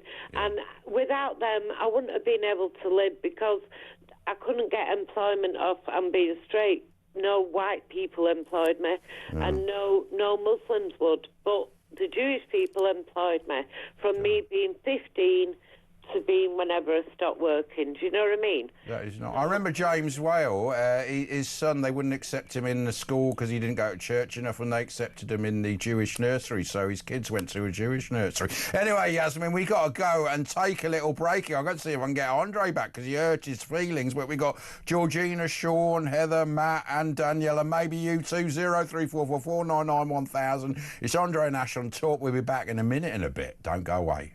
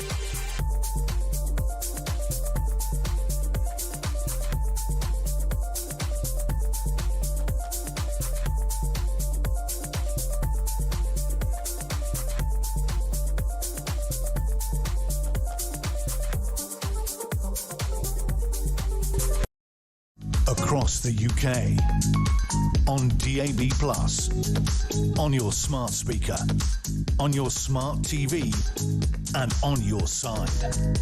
This is Talk. Well, I'm back. Asher, can you do the presenting for that? Yeah, welcome back. It's Andre and Ash on Talk, 03444991000. Let's go to Georgina in London. Morning. Good morning, gentlemen. It's lovely to talk to you. Well, I'm just on my way home at the moment, and I was listening to you on the radio and listening to everything you was talking about. I think that we need to stop any political rhetoric being fed to our children in schools. It's being fed to them at a very early age. Schools are places where children need to learn. Should be apolitical and not religious as well. Do you know what, Ash? You are absolutely 100% right. I think it is very wrong. It needs stopping, and it needs stopping immediately. There should be no political rhetoric in any school. Shouldn't Christianity be mandatory in all schools? Yes. In Britain, yes. We are a Christian country, and Christianity should be in every school in this country, bar none.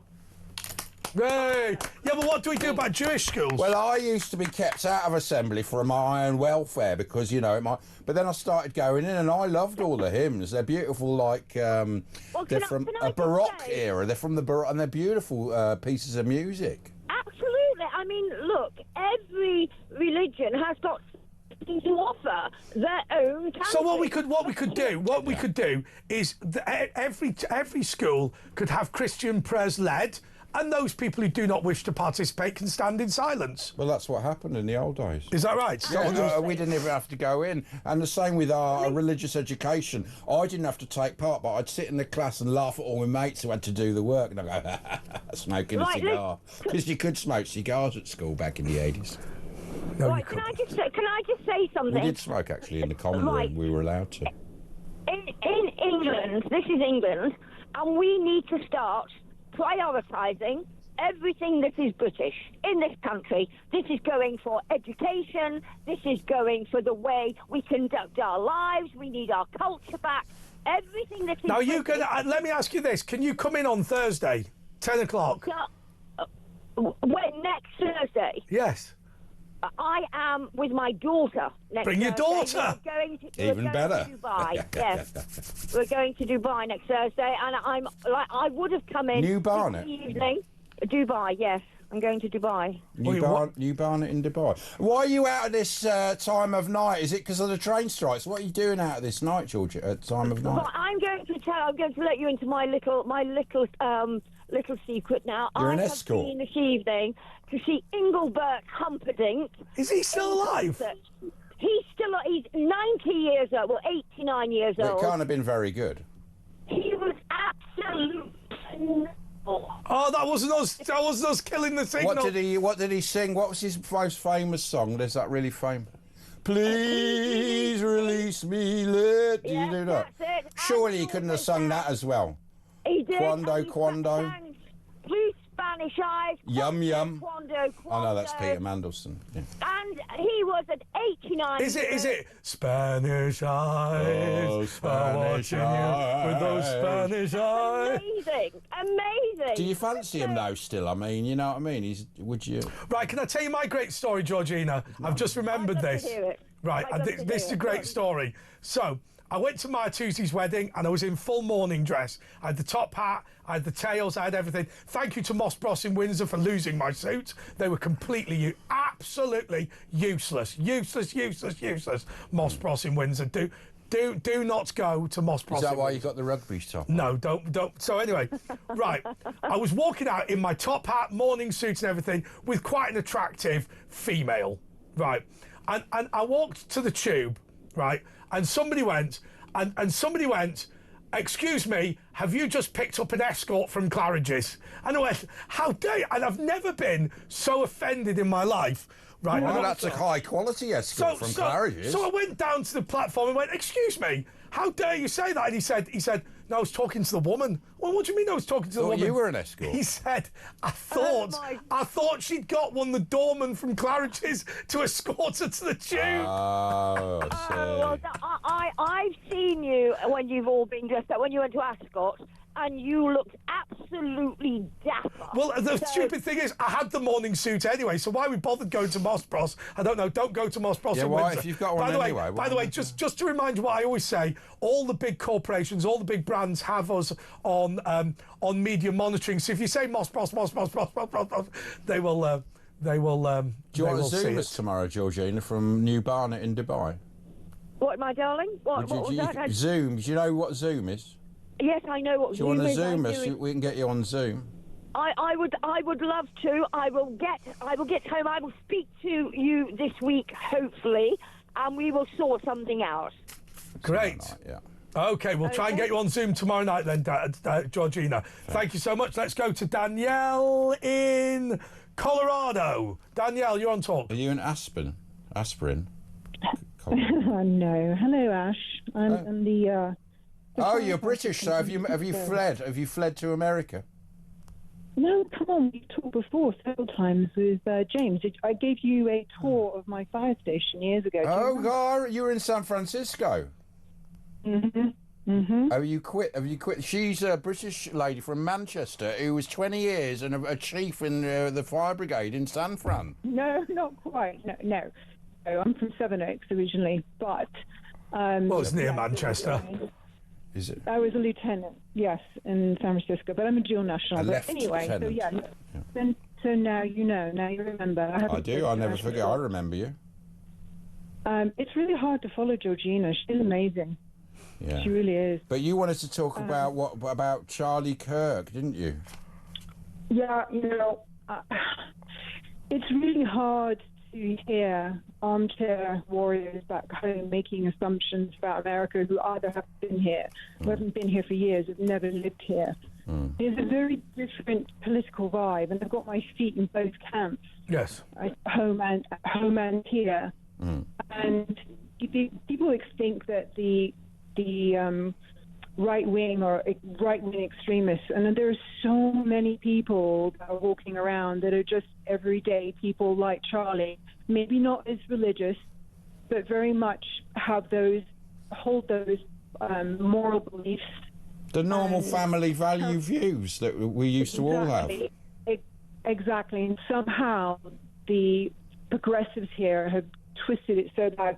I mean, living in San Francisco and having to function there for close to 30 years and seeing the changes and being under the likes of Pelosi and Gavin Newsom and London Breed, and I can go on, it just suffocating, utterly suffocating. And that's the experience that English people don't understand about the progressive left here. It's a little different at home. I can't explain it. It's really hard. But yesterday was just the heaviness. It is frightening here, frankly. What's the feeling today there? What's the feeling? Have you been out and about? Same thing. Same thing. Denver's weird. Denver, yeah. Purple. Yeah. Colorado is purple because of Denver and Boulder. They're both blue. Everywhere else in Colorado is red.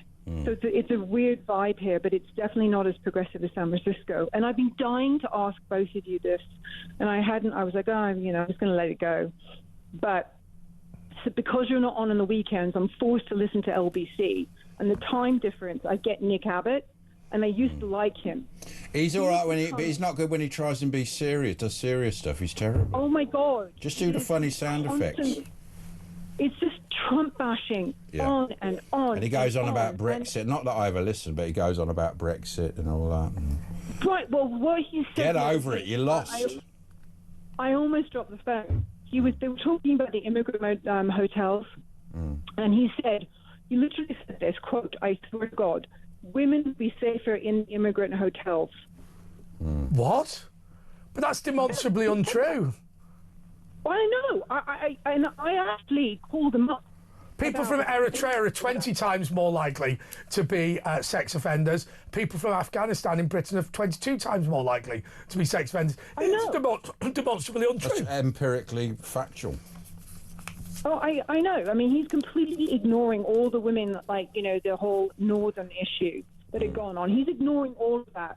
I called him up, and he absolutely just wiped the floor with me. He didn't want to know that, because I was talking about places like California, how they've been completely trashed, and actually Democrat states have been trashed because of the politics. And he's like, when you say just a matter of interest, when you say trashed, what is the manifestation of that? So I saw San Francisco before Newsom got in, and it was very much the San Francisco of the days like when Nick apparently visited. And as soon as the progressive left came in, it just got slowly chipped away and chipped away and chipped away. The homeless is unbelievable. I've seen pictures. You've got people on this spice or on drugs, and they're basically hunched over like a statue. And this is going all along. There's homeless. I mean, we saw it in New York. Now it's beginning to become a great place again, New York, since Trump got in. But yeah, these places, they're all on drugs. There's a lot of the white folk are on the drugs as well, isn't it? It's like here. Most of the people on the streets are the white working class people or ex-military. Yeah. It's a mixed bag, and I know because I've worked the streets and worked with the homeless for 21 years, and he utterly told me I didn't know what I was talking about. And then cut you off, no doubt. I'm like, you know what, I can't deal with LBC anymore. I mean... Well, quite right, you shouldn't be listening to that rubbish anyway.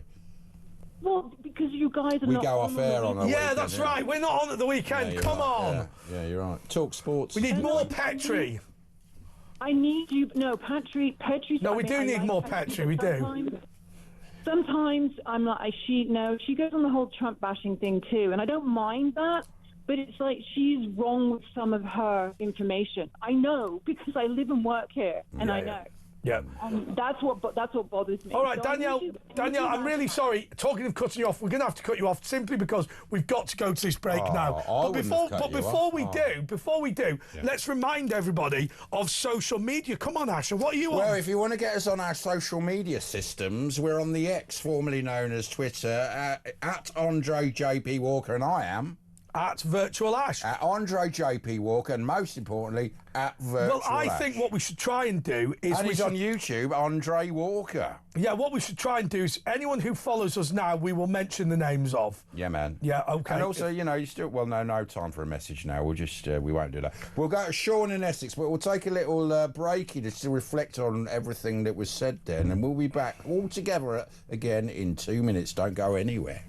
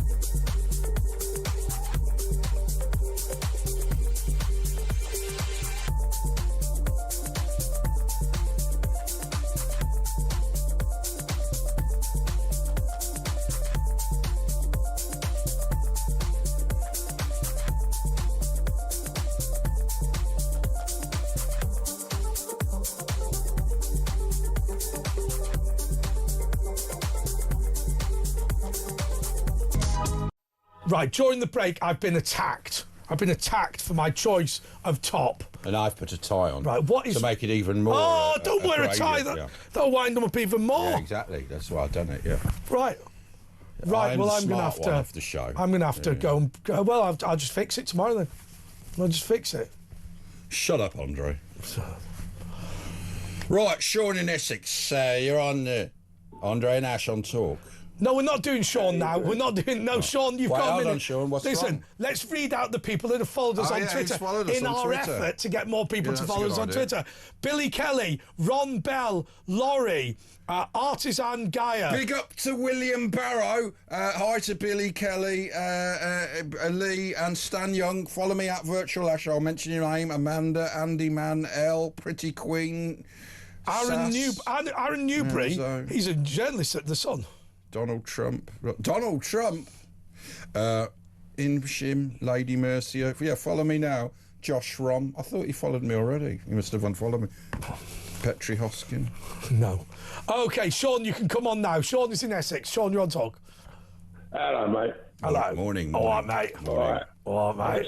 Hi to Barry Simmons, by the way. He's just joined at Virtual Ash. Billy Kelly as well. Well done. Yeah. Hi to all of them as well. Nice one. I just wanted to say, Ash and Andre, you're a great team, but Ash, you are so dry and so... I'm quite moist, actually, tonight. Brilliant. I absolutely adore you, Ash. Oh, thanks, Sean. It's very kind of you. No, that's all right. That's all right. Very, very nice. Andre, you're a fantastic presenter. You know James well, but come on, let's just get on with it as it is now. Ash, keep that dry wit going. We need another 3 or 4 minutes from you, Sean. We need another 5 minutes. Can you slow it down a bit?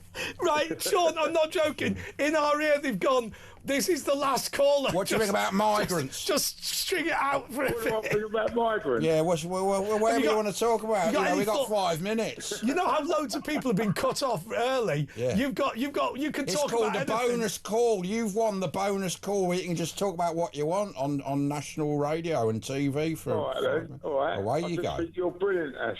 Keep going. This is great stuff. Right, what you need to do is talk about what is your favourite part of Ash. His dry wit. Yeah, well, come up with some other things. Just listen. What you like about him, just make it up. The way I put the butts in. Everything about him, really. He's got a nice bum. Got a tie, nice tie. Yeah, nice tie. I don't go that far. His hair's beautiful. No, you're right. Andre, stop it. Stop it. No, but it's great. So what's going on? Where are you in Essex? I just think he's so funny. No, he's you're so right. dry. He's weird. Right, come on, we've got to move this on. You've got 5 minutes, I think pal. this is great. Keep going, yeah. Right. What else do you love about me? No. Where are you in Essex, Sean? I'm in Hornchurch. Hornchurch, I know Hornchurch. I was not far from there. Yeah, I think, yeah. I work for Folds and I love the Capri. In Dagenham. They're bringing out they're bringing out the Capri again, aren't they? Are they? Electric Capri. Yeah, but it's got 4 doors. What? So, and it's electric. It don't look nothing like it's not like the Professionals, is it? You remember the Professionals? Bogey and Doyle. Bogey, not Bogey, Doyle, Bogey, where are you? Go and get them, eh? Sorry, Ken in London's Cowley, actually. My grandma looked a bit like Cowley. I know. You know. Well, let's bring back my mum thought that Mrs. Goggins was having an affair with Postman Pat. She was convinced. No, it was the pat. It was the not cat. The cat. The cat, yeah. Not the black and white cat. So, Sean in Essex, in Hornchurch, Essex, what's your view on the governmental situation?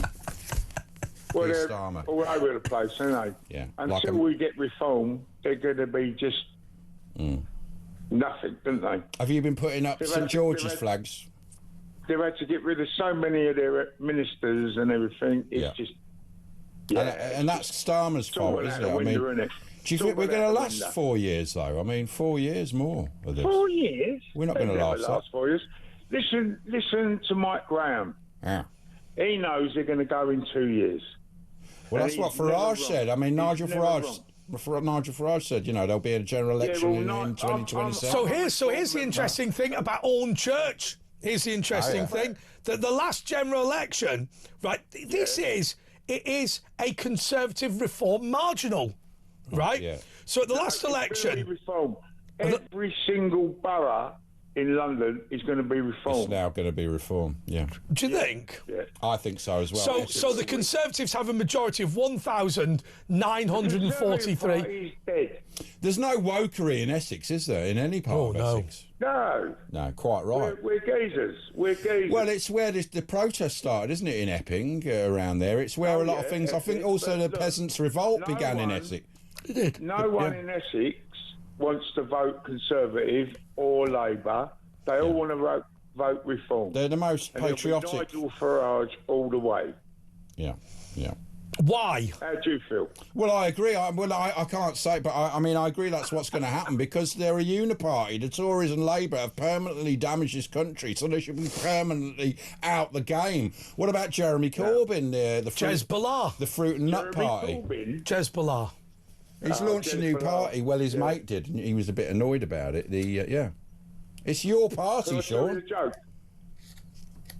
Yeah, it's a bit of a joke. It's called Jezbollah. But it might split the vote, which could come in handy, couldn't it? Can I tell you a joke? Yeah, go on. A bloke comes home and his wife's laying on the floor, and there's 3 paramedics around her. Yeah. And he says, "What's going on?" And they say, "Unless we know what her blood group is, we're going to lose her." Yeah. So he says, "I don't know." Unfortunately, she dies. So he's at the funeral doing the eulogy, and he says, "My wife, what a lovely woman. Even as she was dying, she was holding me hand, whispering, 'Be positive, be positive.'" Yeah. Right, okay. Yeah. Thank you so much Just to laugh for Sean. another 10 seconds. Sean in Essex. I just want to, in the dying moments of this show, we've got one